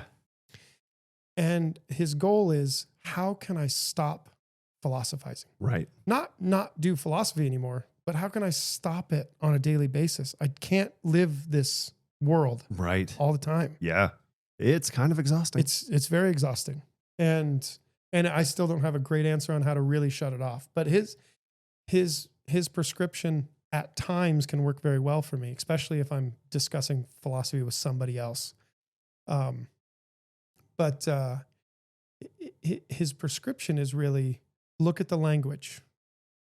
If you and I sit down and we are having this discussion, like we've been flowing very well. So it seems as if we have very similar definitions to these terms that we're using. Yep. If we were having a struggle, the first thing I would do is go, well, how are you defining that term? Like you asked me with faith. Yep. So we've already engaged in Wittgensteinian language play, right? Yep. So especially with truth, what I like to do is go, well, how are you using the word truth? Yeah. If I can come to an agreement with you on how we're going to use the word truth in this context, then I can use the word truth. Right. If I'm using truth in one way and you're using truth in another way, we're having different conversations. It's never going to work. Right. And it's the same thing in your brain, right? If you want to, kind of put the brakes on it a little bit, go, how am I using this language to form these ideas? Right. What baggage is the language bringing into this idea? Yeah. And if I can get rid of the baggage that the language is bringing into the idea, then perhaps I can stop worrying about the problem. Like Wittgenstein says, most problems philosophically aren't actually problems of philosophy. They're problems of language. Brilliant. And it also becomes very annoying to people when you say that to them all the time. I have a great example of that. When I first came back I took early and late Wittgenstein at University of Montana with a great professor named Paul Mensch. He was interesting. I had a good time in his class. He was very not fond of students' interpretations of work, though. So he did not care what you thought of the work. He cared what he thought. Yeah. Yeah. So that would he grade accordingly? Yeah. Yeah. Okay. It was one of those classes where you kind of had to just toe the line and realize that it was worthwhile. But I took both those courses and I came back for a little break, and the philosophy club at NIC, I knew the people running it at the time, and they'd invited me to come give a little discussion that we called Nietzsche on the Beach, because we went and sat down on the beach and I did like a lecture on Nietzsche. That's perfect. That's so good. And then subsequently they invited me back to do one on Wittgenstein. That doesn't rhyme with beach. No, because I was sitting, I came to audit one of the courses, and this is where I met one of my friends, Brian, and he was in the class that Ed was teaching. And I was just in the back, just hanging out. I wanted to listen to the lecture and participate a little bit. And Brian kept raising his hand and asking questions. I go, well, and it was so fresh in my mind. I was doing that whole college thing where I was like, this is the thing I know right now. Yeah. And I was like, well, that's a language problem, Brian. So, and I just kept doing it to him. And years later, we coached football together and everything. And I remember one day we were sitting drinking beers after football practice or something. And he goes, I hated you so much. Oh, I'm sure he did. And I was like, why? And he goes, that whole Wittgenstein thing. You kept just saying everything was a language problem. I was like, well, it kind of is. I mean, I was obnoxious with it. Not wrong. I was not incorrect. I was just obnoxious. There's a difference. I still believe the same thing. I just don't say it as often as I used to. Oh gosh, it's so funny. But yeah, I do think that there's something to be said for that. I do think that Wittgenstein is incorrect. I do think a lot more problems that he would say are just language issues are philosophical issues. Yeah. But I do think the crux of the issue is really true. I think that's one of the divisive things about our country is we have two different, not even just two, we have numerous different language bases that were not language of different language. We're all using English, but right. People's definitions are different. Yes. The way one person defines Republican and the way another person defines Republican is two different things. Same thing with Democrats, same thing with liberal, same thing with this or that or whatever it is. Nobody's even having, there's a great documentary called Best of Frenemies. Okay. Gore Vidal and William F. Buckley, two wonderful intellectuals in mid-century America. Completely different ideologies, but they would have these public discussions on television and they would respectfully debate each other. And sometimes it got a little personal between them. Of course. But they're friends. They also were, frenemies. Yeah, they were adversaries. They were intellectual adversaries. Right. So you got to poke at the other person. But they had these discussions. We don't have a platform for that. No. And people go, well, YouTube and this, but not everybody's watching it. Everybody tuned into that thing on that night because there was 4 channels. 4 channels. Yeah. We don't have a centralized discussion mechanism any longer. Right. So if that's the case, these little filter bubbles we all live in, our little phone creates our little filter bubble we live in. Yeah. And we have our own language that lives in there. Yeah. Some of this slang language that these kids at work use with me sometimes, I just laugh a lot. And I'm like, what are you talking about? Yeah. I get slang. I'm fine with, because I know in the 90s, slang was also funny to my parents. They're of course. Like, what are you saying? Yeah. Oh, a thing that's good is actually bad. And what are you doing? What are we doing? But something I've learned in my years alive, and this is something I talk about with anybody that will listen to me, is being as clear and concise as possible and defining any terms that might give misrepresentation is the best way to communicate. Yes. Have you read the 4 agreements? Yeah. Yes, I have. And one of those is be impeccable with your words. Yes. Right. And also don't assume anything. Yes. Those 2 things together. And that's the thing is good. The more clear and concise you can be, the less confusion there's going to be. Yes. You start bandying about with different vernacular and language and all this stuff. People, first of all, they lose interest because they're not going to, most people don't want to listen to somebody else's point of view anyways, which has always blown me away. Even from the start of my philosophical learning, I wanted to read the people I disagreed with more than I wanted to read the people I agreed with. Get out of my echo chamber. Like, I already agree with you. Right. I'm not going to learn anything new here. Yeah, I need to know why this person doesn't agree with me. Right. And more often than not, that thing then changed my mind. Maybe not completely, but it refined it. Yeah. But then I know, it's like, I have a lot of friends who are very, at least in college, where I can't speak to their frame of mind now, but in college, we're strict free market capitalists. Theoretically. I mean, right. Of course, they're not doing it. No. They were college students. Yeah. But theoretically, they were strict free market capitalists. John Lockean, Adam Smithian. Yep. And they wouldn't read Karl Marx. And I'm like, you don't want to read the guy that has the critiques of the system that you like? Why? You might not even agree with the critiques, but at least know what he's critiquing. Yes. Then you can, next time you talk to somebody who is a Marxist or whatever you want to call them, you can at least have an intelligent conversation. Go, hey, I read that critique, and this is why I don't think that critique is correct.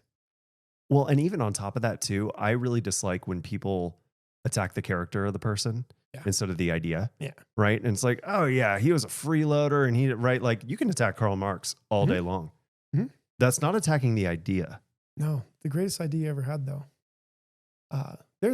Listen, I think that his ideas don't work. They're theoretical for a reason. Right. Same thing with even Adam Smith. There's no capitalism that exists out there. No.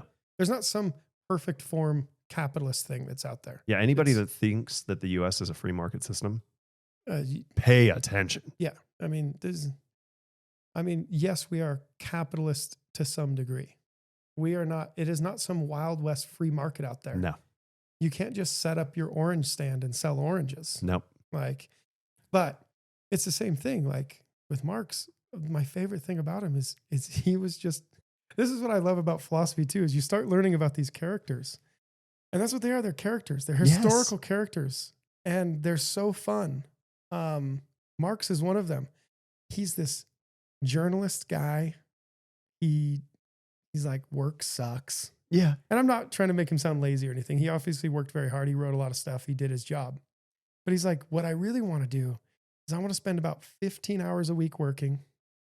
I want to spend the rest of the time drinking beer at the pub with my friends, discussing philosophy, and then fishing.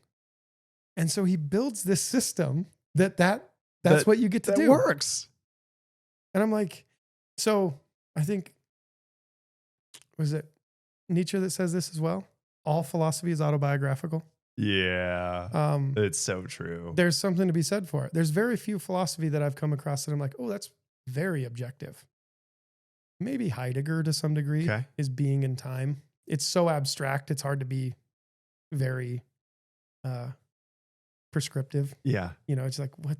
This is so out there, man. Like, right. You're creating new words to talk about being and existence, and it's brilliant, right? It's one of the more brilliant pieces of, I would call it theatrical philosophy. It's very that's a good title for it. It's very fun, and it's system building, which I don't generally ever agree with system builders. It's very tough to build a whole system. Yeah. Unless you're building, Lord of the Rings. Yes. Right? That's exactly what I was thinking. You can build something like new that. language and you can build everything. Dune. Yeah. You can't build systems out of thin air in a society that already exists. Right. How are you not being influenced by at least something? Yeah. Some of those systems are, yeah, fraudulent. But that's the thing is everybody, and I think that's why somebody like Nietzsche and Wittgenstein both very much attracted me immediately, because I recognized something of myself in them. Yeah. Where I went, oh, these guys are right on the same page with me. Yep. Even though I don't agree with a lot of the conclusions maybe, or whatever it is, I know what their intent is. I instinctually know the kind of being they are and why they're doing philosophy. Yeah. There's a reason why somebody would choose to do this. Yep. It's not the funnest pursuit. As a matter of fact, I don't know. Well, most of the time it's very painful. Yeah. You gotta suffer through tons of stuff. Well, maybe that's because I'm a masochist. Yeah, me too. I do. That's why I'm covered in tattoos from head to toe, and need another one so bad. Yeah, me too. Yeah.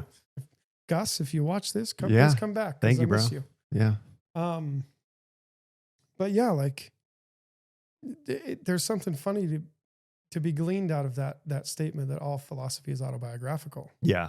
It's so true, and it's also contextual. You look at Nietzsche writing in the 1870s, and that feels much more connected to what we're doing now, because that German educational system and society itself was much more akin to what we're living today. Right. Even though we have a lot of technology that's been built on top of it. Of course. The foundation of that's another thing, is people think progress is a new iPhone.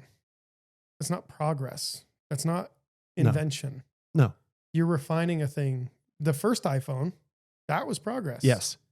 The 16th one is not. No. What are you doing? Right. Get a new conception of progress. Yes. That's a really good point. Good differentiation. But but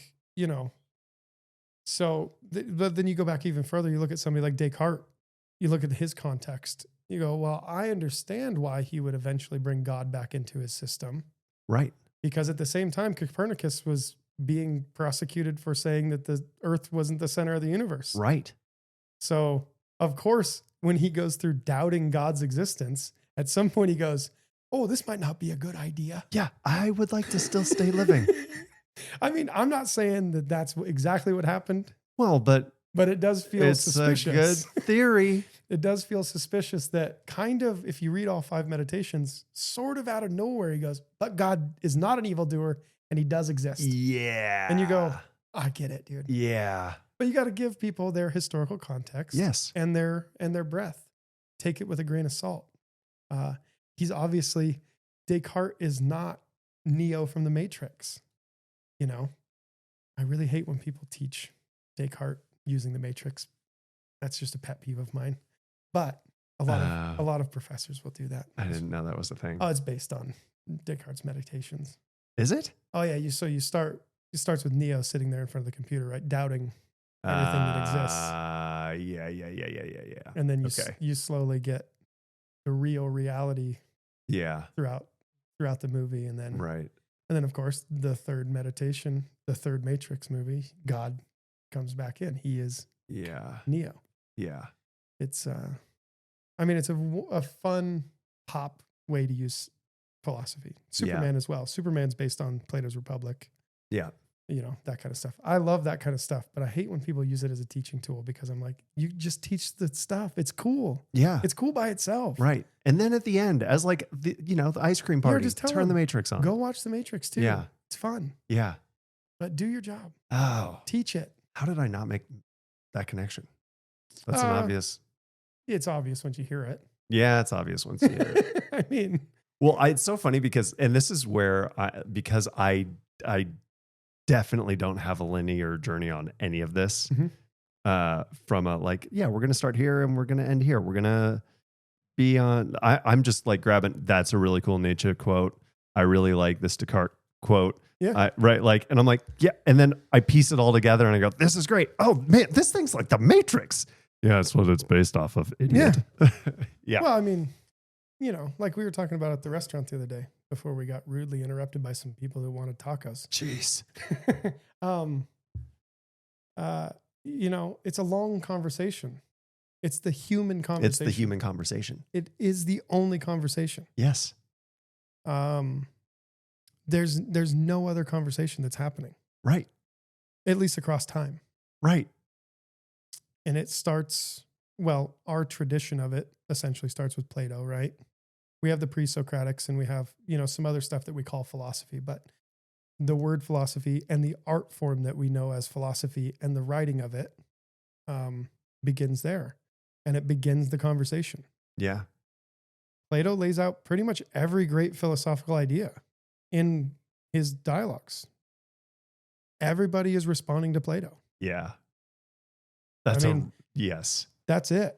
And I can't even remember what great thinker says that. I wish I could recall that out of my brain, but I know it's somewhere in there and whoever it is a wonderful thinker. But that was the thing, right? Like every piece of philosophy is responding to Plato.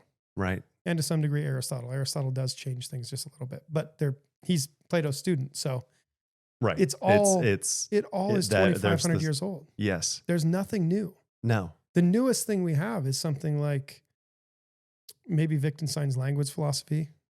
Okay. That's,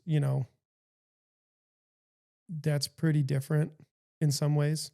I think Alex O'Connor makes the case of the Gettier cases is something that's new in philosophy. And what I'm not familiar. So a Gettier case is, I might butcher this a little bit, but it's really fascinating. And if you get a chance, watch Alex O'Connor talk about it because he's brilliant at it. But so determining whether or not you have clear and distinct knowledge of something, right? Okay. So his example is you're walking along and there's a hedge. And on the other side of that hedge, there's this little girl that's just bobbing. And you go, oh, that little girl's riding a horse. But then you get to the other side of that hedge and you realize she's riding on her dad's shoulders. But behind them in the field, there is a horse. Did you know that there was a horse behind that hedge? Did you have clear and distinct knowledge that there was a horse behind that hedge? And for most people probably don't care about this thing, right? This Gettier case. It's fascinating philosophically because, you want to say, no, I didn't have clear and distinct knowledge that there was. Right. But you had this conception that there was going to be a horse behind the hedge, and there was a horse behind the hedge. Right. So, but that's something that's interesting as well. Yeah. There's things like that crop up in philosophy that are newer and interesting that Plato and Aristotle don't really. Right. But that gets so much more nuanced than some of the just. Yeah. Well, and that's why this is also fascinating and why I don't understand why somebody can't be fascinated. Because once you have that recognition of, okay, hold on. I am here. Yep, I exist. I'm thinking things.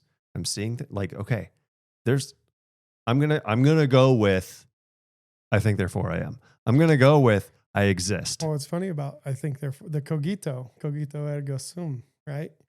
I spent probably 4 or 5 days a few months ago meditating on it. Okay. I don't even know why. I hadn't thought about it in a while. Yeah. I mean, Descartes' never too far from my mind. I really like Descartes. Yeah. Great story about Descartes is he famously stayed in bed till noon every day. That's a way to do life. He said it was because he did his best thinking in the morning. After he woke up, he would lay there and think. Yeah. Think and think and think.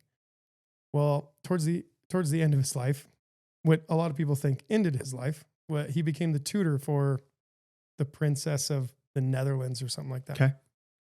And he was like a soldier and all sorts of cool stuff and an academic. He was, truly a Renaissance man. And so he becomes her philosophical tutor, mathematical tutor, whatever. She starts making him get up at 6 a.m. every day and teach her. I would die too. He died 6 months later. Yeah. Bitch. But, what was I going to say about Descartes now? Oh, the cogito. So the cogito, I was thinking about it the other day, and then I applied Wittgenstein's language philosophy to it. Oh. And I couldn't help but laugh because I found myself after about an hour of thinking, I was laying there kind of giggling at myself, and I was going, I think, therefore, it's just a language problem. It's just a language problem. I think, therefore, what does it mean to be thinking? What does it mean to be? Right. I started breaking down each piece of the language. Each piece. So I used to do this exercise every once in a while. I don't know, or just mindless fun. I would take the dictionary and I would just open a page and just pick a word and then write out the definition. And then I would go through and define each one of the words in the dictionary from the definition. Yeah. So you start building this list of definitions. Oh my gosh. And I would do this for a while there. I was doing it once or twice a week because it was fascinating. I was like, what is going on here? I've actually done something very similar. And I just became fascinated I was like, in order for us to understand one simple statement, we have to have so many words that we know the definitions to. Yes. And how many points in between there can be communication loss. Yes. Where you're like, oh, no wonder people can't talk to each other. Right. It's so complicated to talk to a person using language. Right. Like it does the whole nonverbal thing. Taking nonverbal comm was a real eye opener. Finding out that, it's like the iceberg thing, right? Like most of our communication is actually nonverbal. 70%. Yeah. Yeah. That's the iceberg under the water there. The number of people that have told me, they're like, oh, I love being able to watch because then you can see when what your reaction is to what they say, what their reaction is to what you ask them. And you miss so much when it's just audio. Yeah, I agree. Especially for somebody who doesn't have image generation. Oh, yeah. Yeah. They got to see you, Adrian. It has become quite a funny part of my life. Courtney at work, Justin's sister. Yeah. We've talked extensively about the aphantasia and stuff, and me and my girlfriend and a couple of my friends. And it's amazing how many times in conversation now it just comes up. You're like, still can't believe you don't picture things in your mind. I'm like, I don't know what to tell you, man. Well, and especially it's weird. And it is funny because your body expresses so much image. I mean, not only because of like who you are, and we all do because of our physiognomy and everything else, but you have covered your body in art. Yeah. And you can't get any of that in your head. No. That's interesting. No, yeah. It's that's why I'm lucky I found Gus to draw the thoughts from in my head. Gus is amazing. Yeah. And he did. I mean, he nailed my flamingo. I know. I love all of his work. My girlfriend's got, the last one she got from him is this beautiful bear, carnival bear. Oh, yeah. And I was looking at it the other day, and because Gus originally did this little Tootsie Pop Indian on me. Right. And it's just black. And then slowly we progressed through doing some other stuff. And I kind of watched him develop his own style on my body and on other people's bodies. Right. And he's a shaky motherfucker. Yeah. He's got tremors. Yeah, I do too. Yeah. That's why I was like, are you he's like, I'm great when I do it. Oh, yeah. But I shake. It's amazing. Yeah. That's one of his main struggles, that he has to overcome is that tremor. But man, he can tattoo. He's so good. He's so good. But man, I was looking at that bear the other day and I thought, because she's got some earlier pieces by him as well, higher up on her leg. And I was looking at it, I was like, not that work is any worse or anything like that, but just the development, his style had changed so much from there to there. And I was like, that is so cool. Yeah. And then like the other day I looked in the mirror at my back and I was like, I can't believe that's on me. Yeah. Is that done, by the way? No. No, I was going to say, you still have to get a little, No. It's not like you're doing your whole back or anything. We got to get together, me and him, but Bozeman's a long ways. See, when is he coming back? I don't know. I think he said he's coming back here pretty soon. Okay, good. I need him. I text with him, but hopefully we'll see him sooner than later. Yeah, that'd be good. Well, and I mean, in a lot of ways, I mean, that you were talking about it with getting challenged and refining your ideas and adding new ideas and everything else. It's fun to watch the progress of anything and everything. Yeah. And yeah, look at the first tattoo and look at where he's at today. Yeah. Yeah. And he was doing great work when I first met him, but his confidence seemed to be not there. Yeah. Where all of a sudden one day I was like, oh, wow, he's really got his own distinct conscious thing. And I started talking to him about it more. And he was like very consciously creating a style of tattooing that he was interested in. I was like, that's awesome, man. Yeah. Because honestly, I didn't want color. No? No, when I was younger, I just wanted all black and gray stuff. Oh. And then I did this thing in black over here and I was going to black and gray this whole arm out. Yeah. He's like, why? Let's do color. Yeah. And I was like, okay. I'm so glad he did because it looks great. Let's do color, man. Yeah. I was like, because I had some color on there and I just didn't like it. Yeah. And I was like, I had like an angel bird and a devil bird, stuff that literally meaningless to me. Right. But I also did realize that because it's meaningless, I didn't need the imagery of an angel and a devil on my arm. Yeah. Like that literally means nothing to me. Right. But it means something to other people. Right. And then they interpret you based off of their understanding. And I don't want them to misinterpret that I don't have any connection to that imagery whatsoever. The only thing I like about that imagery is Catholicism has the greatest imagery on the planet. It's gothic and beautiful and heavy and dark. It's interesting, but aesthetically it's interesting. Yes. Psychologically it's interesting as well. That's a nice way of putting it. We've got a new pope though. That's fun. Yeah. Yeah. Is that white smoke? Did you watch that movie, The Conclave? No, I've been wanting to. Oh, it's so It's got, what's his butt? Ray Fiennes. Yeah. John Lithgow. Yeah. Oh, Lithgow. A couple other guys in there. Yeah. I'll tell you what, you won't be able to stop watching that one. Yeah. I wanted it to be 10 hours long. Yeah. I did not know what to expect going into it. By halfway through that movie, I was so locked in. I was like, just keep giving it to me. I wanted it to be 100-part series. I just wanted it to keep going. And the end of that movie is a wonderful little twist. It's wonderful. I mean, is it about choosing a new pope? Mm-hmm. Okay. It's the whole movie's them just in the conclave. Nothing happens. I mean, obviously things happen. Right. There's things that move the story along. Yeah. But there's no action. There's no, it's very dry dialogue based. Well, but those are good actors. And again, when you get the Catholic aesthetic, like brilliant performance, you just watch. Yeah. They were all brilliant in it. It's wonderful. Yeah. The other guy, I can't ever remember his name. He's the little kind of bald guy with glasses. He was in Devil Wears Prada. I think his last name starts with a T. And I just can't remember his name. But anyways, he's in it too. He's also brilliant. Yeah. It's just, he's a wonderful actor as well. They're all great. that was something that, weirdly enough, I just clicked on. I didn't set out to watch it. I was just scrolling through. That's when the happiest accidents happen. Yeah, right? and it must have struck me in the right mood because it was probably 3 weeks before the Pope died. Oh, that's some timing. Yeah, and I wasn't paying attention to anything or anything. I just happened, and I know that I wanted to watch it because I like Ralph Fiennes a lot. And I was like, at some point, I will watch that movie when I get around to it. And I just happened to click on it that day, and I just started. By 10 minutes in, I was like, oh, I love this. Yeah. Just struck that chord immediately. And I was like, I love the costume, the way these guys are acting. It's just beautiful. The storyline was fun. Then the twist, like, I don't want to ruin it for you, but man, that twist. Oh, well, I'll have to. That twist at the end is jarring. Those are my favorite. That's why I like horror films. Did you ever see The Mist? Yeah.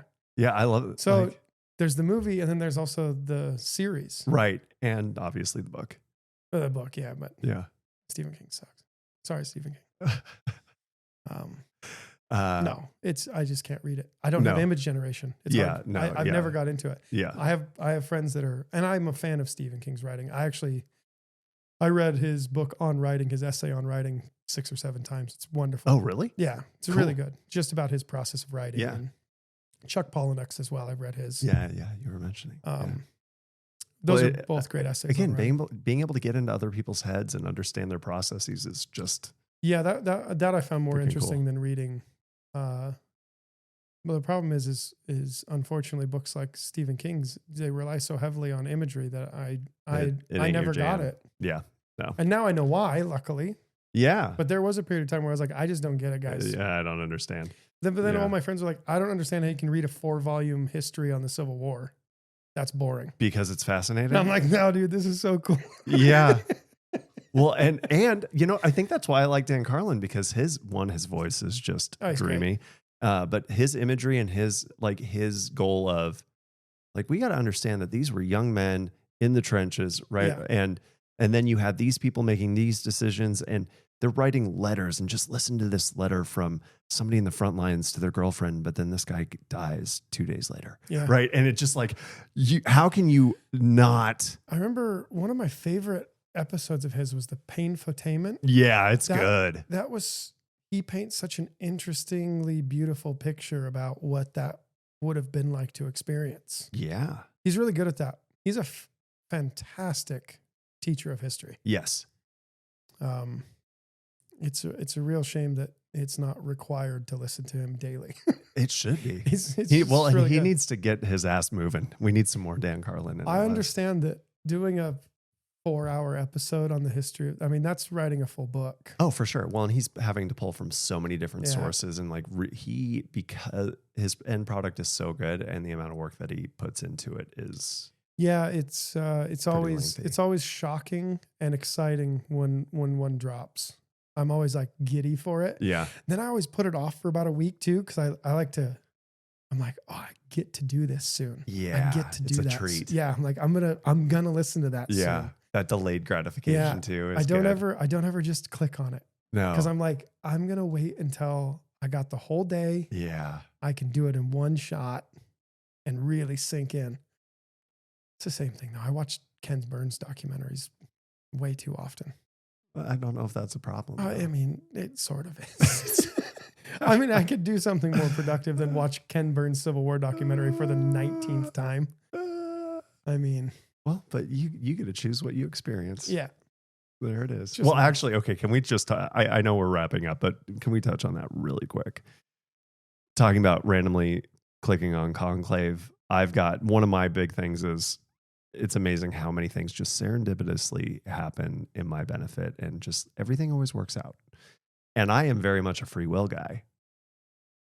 Yeah. Are you, where do you fall on, do we have free will? Do we not? That's fun, right? I've had really fun discussions about this. I don't think it matters. I love that answer. It's so good. I am in the camp of I could give a shit less. Yeah. Okay. It's chicken and the egg. Yeah. As far as I'm concerned. Yep. If you have some other thing you're tying to that argument, like religion, then I can then I will argue. Yes. If we're just talking the fun of free will versus determinism, I think I made the free will choice of riding my motorcycle over here today. Right. I could have taken a car.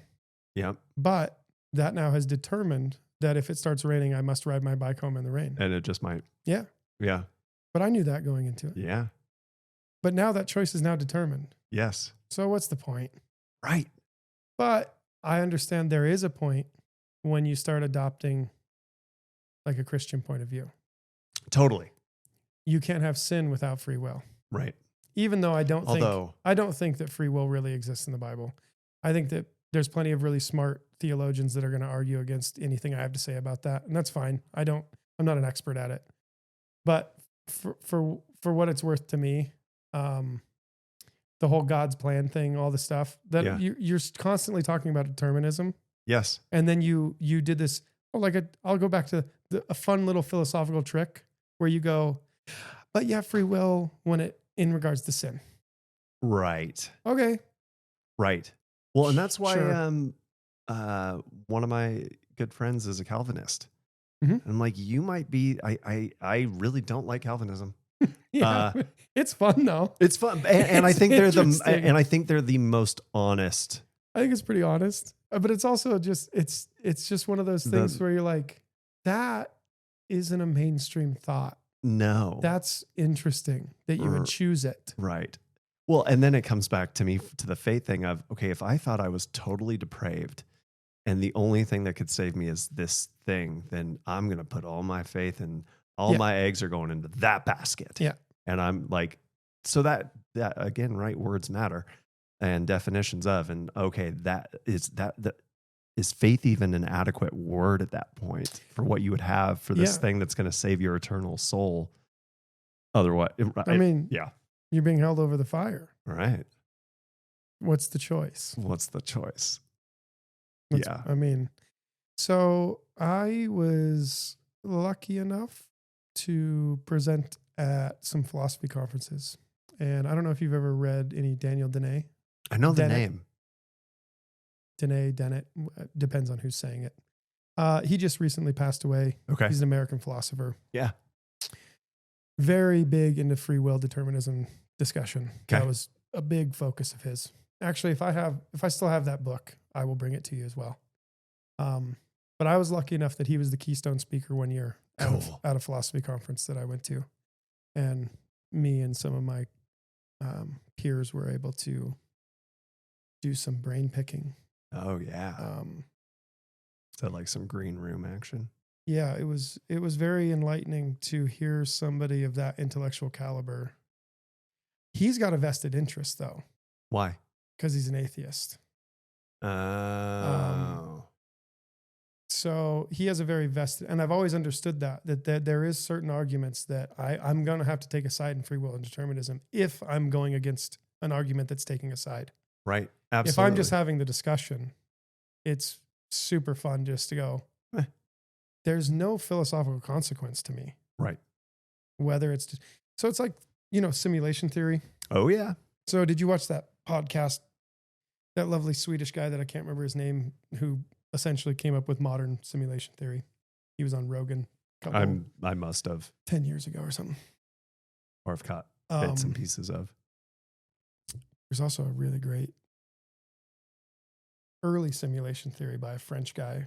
I have the book. I'll bring it to you. Okay. See, my intro to simulation theory is The Matrix. So yeah, and then I think that's most people's right. And that's not even really simulation theory. That is more Cartesian. Right. Simulation theory, because they're not running a simulation. I mean, they are. Right. Yeah. Right. But it's for a purpose of batteries. Right. That's reality. Right. Totally. Yes. Yeah. So, but there's an early French version that simulation theory stems from that I'll bring in for you. It's cool. It's really interesting to see that somebody in the 1790s or whatever was dealing with this thought, even though it's to be tripping on. It's not nearly as modern as what we would conceive of it, right? But it's a similar idea. But anyways, he was on Rogan, and I remember Rogan was fascinated with it, and he asked him. He goes, "So like, it's kind of a morality question, right?" He's like, "Well, what stops you from just going out there and killing and murdering and stealing?" Right. And the guy kind of stopped and kind of, giggled a little bit. And he's like, "Yeah, but I still have to exist in this reality." Right. Like, he was like, "Joe, it doesn't change anything about my daily life. It has zero consequences." Totally. And that's how I feel about free will and Yes. determinism. It has absolutely zero consequences to my daily life because I don't have something tied to it. Right.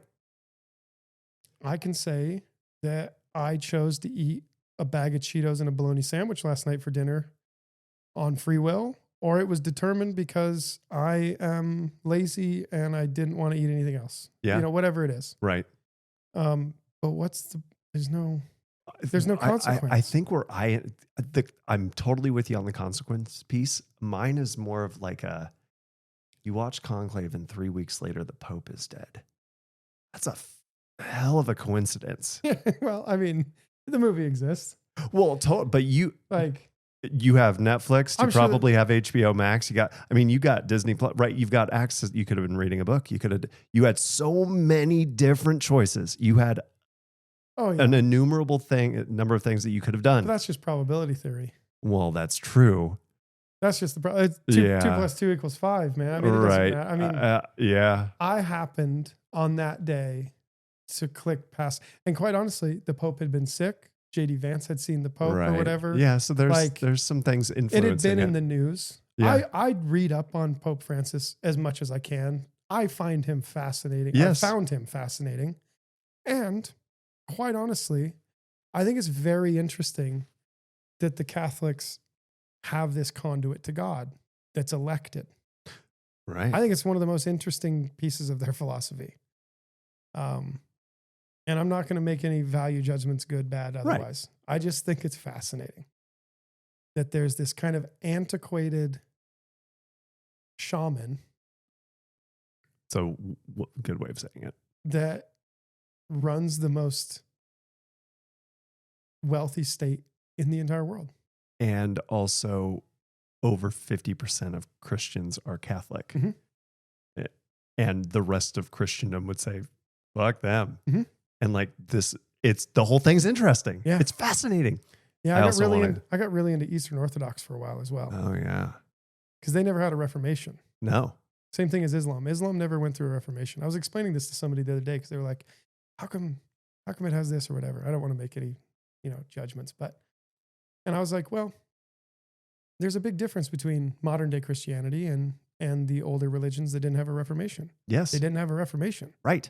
They didn't have to reform. Yes. They still hold very ancient ideas close to the chest, where the modern church has had to reform things. Uh-huh.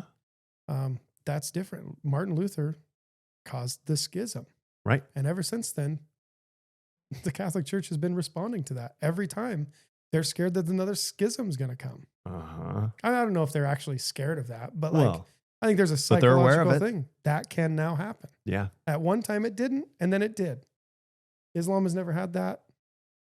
Buddhism has never really, I guess Buddhism has Mahayana Buddhism and Theravadan Buddhism, but I don't think they really as much had a schism as much as they just developed in different places. Right.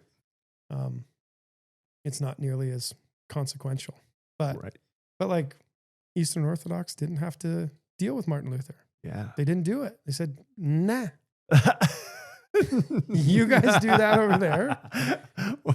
Read your Bible. We don't care. We're going to hang out. We're doing this. Yeah. We got beards. We got incense. We're cool. Yeah. The incense is kind of cool. I love it. Yeah.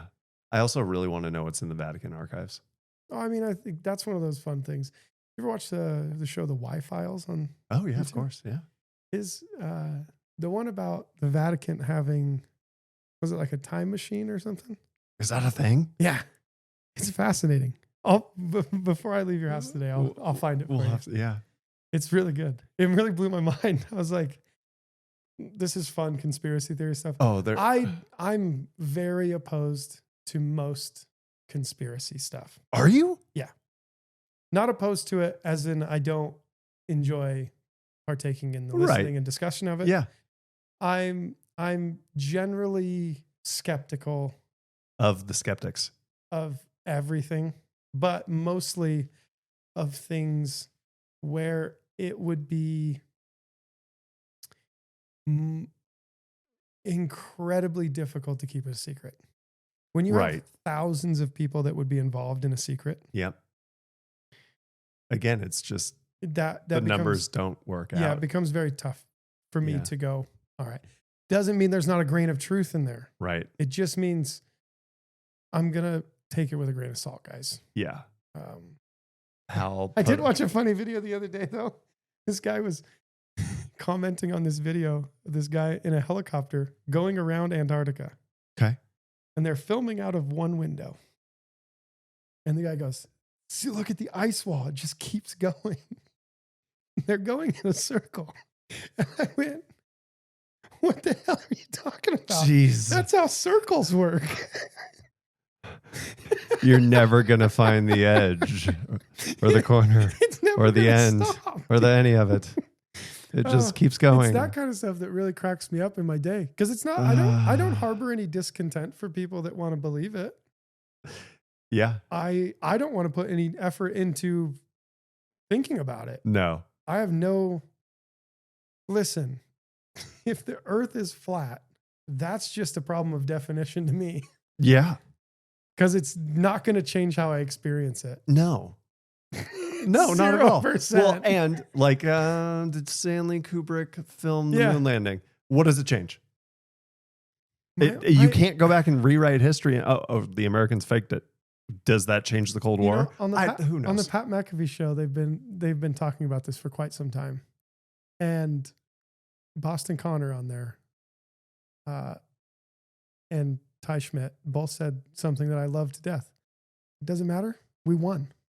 It doesn't matter. We won. We won. It's so good. We beat Russia. Yeah, we did. Oh my gosh. That's freaking hilarious. It is weird though. The moon is weird. The moon is weird. The moon's weird. And the fact that we can throw stuff at it and it rings like a bell is weird. Freaks me out a little bit. And all the celestial bodies, that sucker stays, it doesn't rotate, and it's at exactly where we need it to be for there's some weird stuff. Lots of weird stuff. Thank you for the tides. Yeah. Moon. Okay, so two last questions. Three last questions. Is there anything that we didn't explore about Adrian that we should have explored? Anything you gotta? Nah. We got to the meat of it. Yeah, we did. Okay. There's probably some things that I'm happy I didn't share. Okay. All right. Well, I'll pull those out of the in the next time we do this. And since we're on conspiracy theories, aliens. I would love to think. Listen, I love Star Trek. Yeah. I'm a philosophy guy. Gene Roddenberry, one of the great philosophically entertainment-minded human beings that's ever existed. Yeah. I often use the term Star Trek Society to... Which I loved. I love that you said that earlier. I like to use it to illustrate what this idea of progress is supposed to lead to, right? Yeah. It's a lot better than Skynet. Yeah, we're supposed to be going towards that thing, right? Yeah. The problem is the Fermi's paradox thing always gets me. It seems so logical for me to understand it in those terms of if there's aliens out there or other life forms, right? They would only be aliens if they came here. There's other life forms out there. That whole idea that by time they got to the technology that would allow them to travel vast distances, they would either A, decide not to because they wouldn't need to, right? Or B, destroy themselves. Yep. It makes it very difficult to really go all in on the alien thing. It's like Bigfoot. Like, man, if there's that many freaking aliens coming, you're telling me that you can keep them secret from me? Mm-hmm. Like they care what's being secret? Why would they care? Right. What would be the point? Oh, well, then they couldn't have us as slaves to make the batteries. Shut up. Yeah. No, but, I would love if there was Ferengis and stuff. Wouldn't out that be there. sweet? Yeah. I'd love to meet some Ferengis. I was like the Balchinian in Men in Yeah. Black. Yeah. Yeah, any of the aliens from Men in Black would be great. Amazing. Those little guys that smoke cigarettes. The worm dudes. Yeah. No, aliens, it's so interesting, right? Because I just get into the vastness of everything. Like, there's got to be life out there. Yeah, but, well, not but. Yes, I agree. And plus, if they came here, not only would they be aliens, they would be illegal aliens. We'd have to kick them out. That'd be a problem. It would be a problem. The thing with it is, though, is only having experienced the life that we have on this planet, we can't travel through space. Right. Although this Mars thing's going to be interesting. It's not going to work. You don't think it's going to work? No, nothing about it's going to work. We need this exact gravity to procreate. Yep. To grow the food that nourishes and energizes our bodies. For our bones not to. Yeah. All the stuff devolve. Developed here. I would have to assume that the other life forms are equally adapted to whatever environment they're in. That's a really good point. And no matter how much wonderful sci-fi I've read in my life, it does seem quite improbable that you would be able to falsely create the perfect environment for yourself in a ship. Yeah. Our ship is the planet. Yeah. I mean, everybody that goes up to the space station, right? They end up they're shorter. This is our life support system. Yeah, it really is. Like mission critical. Maybe we could create a fake sun or find a way to bring the sun with us, and then we could just push the planet around. There is some fusion stuff that's going on, or fission. Which one? Yeah, which fission. one is it? Fission. Yeah. It's quite interesting. Yeah. If we could harness that, I would start to change my ideas a little bit. Yeah. But, and not to say that maybe another civilization out there in the vast universe hasn't accomplished that. But I just do think it wouldn't be that great of a secret. Yeah. Because I wouldn't foresee them going, well, we better keep ourselves secret. Right. Because we're not doing that if we go to a place. It's not Star Trek. Although, but the Star Trek thing of don't interfere. Yeah, but we made that up. I know. Why would they it's like AI. AI exists in our stratosphere. Yes. AI only has the capability of understanding morality and ethics and stuff through the lens of our human beings. Yeah. They would have their own thing. We can't put that on them. Right. They wouldn't show up here and go, well, they have this idea of non-interference. Right. No. The Klingons would come and just destroy us. Well, and we interfere with freaking everything that we study. Yeah. You can't look at ants without interfering with them. That's why the utopia of Star Trek is, it's special. Yeah. And it's fun to live in there as a show, as entertainment. Yeah. But, I think Neil deGrasse Tyson was talking about this with Joe Rogan one time. And it made me laugh so hard because it was such a simple answer. Joe Rogan goes like, what about terraforming Mars and all this stuff? And he goes, why? Yeah. And Joe Rogan goes, well, so we could live there. He goes, if we had the technology to terraform a planet, we would just re-terraform this one.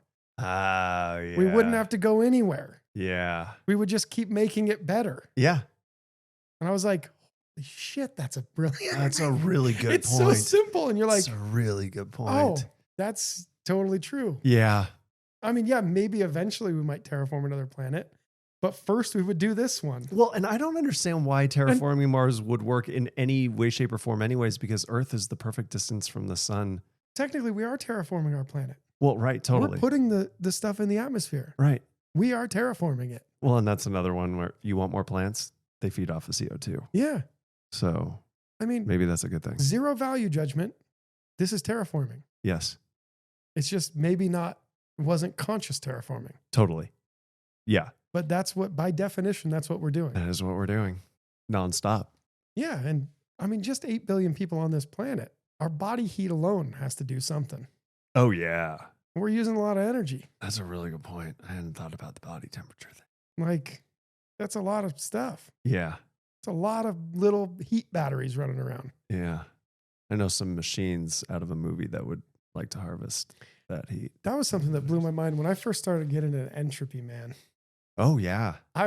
When they were like, the sun shoots the energy, the plants then soak up that energy, and it feeds the cow that then has that energy. And then we eat that cow and we have the sun's energy. I was like, oh my God. It's kind of cool, isn't it? It's crazy. Yeah. It's one of the craziest ideas I've ever come across. And it's so simple. Right. It's so simple. Yes. But it was so profound to go, oh, all the energy is one energy. Yeah. It's all that energy. And when the energy's gone, the energy's gone. Yeah. Like the heat death of the universe is coming. It's coming. We're not going to be here for it, but no, that's come. a while out from now. Maybe. That's the great thing. Don't leave it on a maybe. John Locke, that was one thing that always cracked me up in philosophy class. People would always have a really hard time with this one. He would say things like, we don't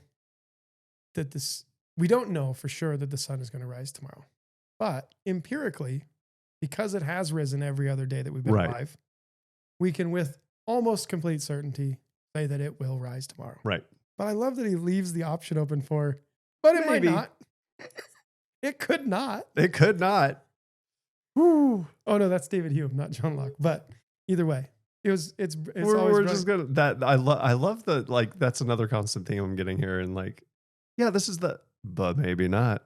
Maybe there's other ways. There's other things. Gee, mini Christmas.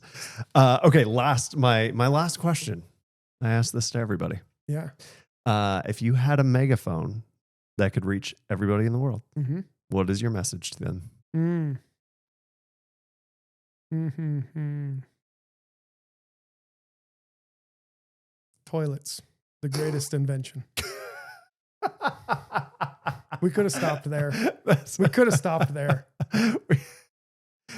Nothing else is needed. I don't know. An iPhone on the toilet is maybe the greatest combo of inventions ever. No, I don't know. Good message for everybody. The toilet is a pretty good invention. A lot better than the outhouse. They have their charm. Yeah. There's a charm to it. It's creepy being in an outhouse. See the one on the oil rig where like they were just showing that making the rounds on Twitter. They open up and it's like a grated floor and it's just like an outhouse toilet. And you just take a crap and there's a ton of fish, like 50 feet below that are waiting for your excrement. Oh, that's cool. Yeah. That's a fun way to poop. It would be. It would be a little breezy. Yeah, but that's fun. It'd be fun. That would be really fun, actually. That would be so much better. Bucket list item. That's so much better. That's so much better than pooping in a toilet. Never mind. My original statement is now null and void. Retracted. I don't know. Probably something simple, man. Laugh all the time. Do something. Be happy. It's terrible enough existing. It's miserable. It's terrible enough existing. Laugh. How all of us aren't walking around like Eeyore every day. Yeah. Blows my mind. Yeah. Looks like we're all gonna have to eat thistles. Yeah, just laugh, man. People are too serious about everything. Yeah. Everything's too serious. And I get things are serious. Things are important. But not every second of every day. It's not important. Yeah. I know, there's always tragedy going on in the world, but knowing what you can control and knowing what you can't control is very important. And, leaving the things that you can't control off to the side, generally a good rule of thumb. Yeah. Be involved when you can, but can't just sit around and just miserably, the world sucks. Yeah. Because that's an easy trap to get into. Don't get me wrong. I've done that before. Everything sucks all the time. It always sucks. It's a dangerous trap. Yeah. Then you're just stuck. Then nobody wants to be around you. No. You're just like, oh, You don't want to be around you. Yeah, I'm miserable. Like, now I'm making you miserable. Now we're all miserable. Yeah. And as fun as that is philosophically, as a pessimist, it's not very fun to live that way. Is that how you would title yourself? Pessimist? I would say I'm a pessimist. Hi, I'm the realistic optimist. Yeah. I'm in the Schopenhauerian camp of pessimism. Or optimistic realist? I don't know, one of the two of those. I find optimism to be a very lacking prescription to what ails most things. So I'm surprised you're not more realist.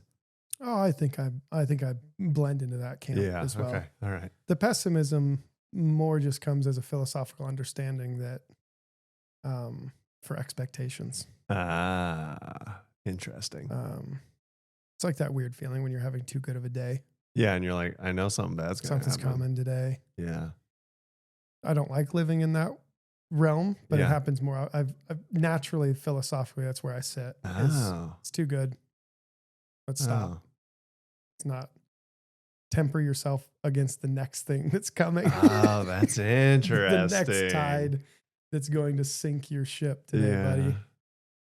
I mean, it does, I do try to enjoy days that you just feel good. It's a good day. Yeah. Things are going good. Well, and that so goes against your megaphone statement of have fun. Oh, yeah. Well, that's why I want everybody to do that because I have to tell myself that. I don't just sit and laugh. I mean, I do. Yeah. I find lots of things funny. Yeah. But usually it's fart humor and, well, it always works things too. Like that. Or Bennett saying you went on a date with somebody and me going, what's his name? And then the look on his face. Yeah. That kind of humor. It was a her. The most childish, stupid things. It's the best. It's my favorite. The amount of your mom jokes I make. My boss, he's the most serious guy I know. We did a grand opening yesterday and we do the picture and the photographer says something and he goes, why did I just blank on that phrase? Your mom? Yeah. No. I'm sorry. It wasn't your mom. It was the, what's the Office one? That's what she said. Yeah. That's what I'm she like, said. oh my gosh, we're all just like teenage boys for the rest of our lives. So funny because I do it with the stupidest things and it makes me laugh and it makes everybody else laugh. Every time. And it makes zero sense. Yep. Zero effort. I don't even want it to make sense. Yep. And now my new trick is now the boys at work, they're waiting for me to say it. Yeah. And I won't say it. And then they'll say it and I'll go, that's rude. And I'll turn around and walk away. See, it's so good. And then you just get to keep playing with it and it morphs and it's a beautiful thing. Gotta keep those kids on their toes, man. I love it. I'm like the weird uncle that they all never needed. They definitely needed you. Everybody needs the Adrian weird uncle. It's fun. That's so good. Adrian, thank you for coming on. Thank you, my friend. This is very fun. Yeah, this has been a blast. Get me out of my cave for a couple hours. Oh, yeah. Into my cave. Yeah. Well, I appreciate it. Yeah. All right, folks. Ciao. Thank you for joining me on another episode of Main Character Podcast. If you dig the content, please click that follow button. And if you found today's guest inspiring, please share this episode with someone you think will benefit from it. If you'd like to be a guest on Main Character Podcast, reach out to me on Facebook, Instagram, or Twitter, where I'd also appreciate a follow. All links can be found at my website, coachwithbrandon.com.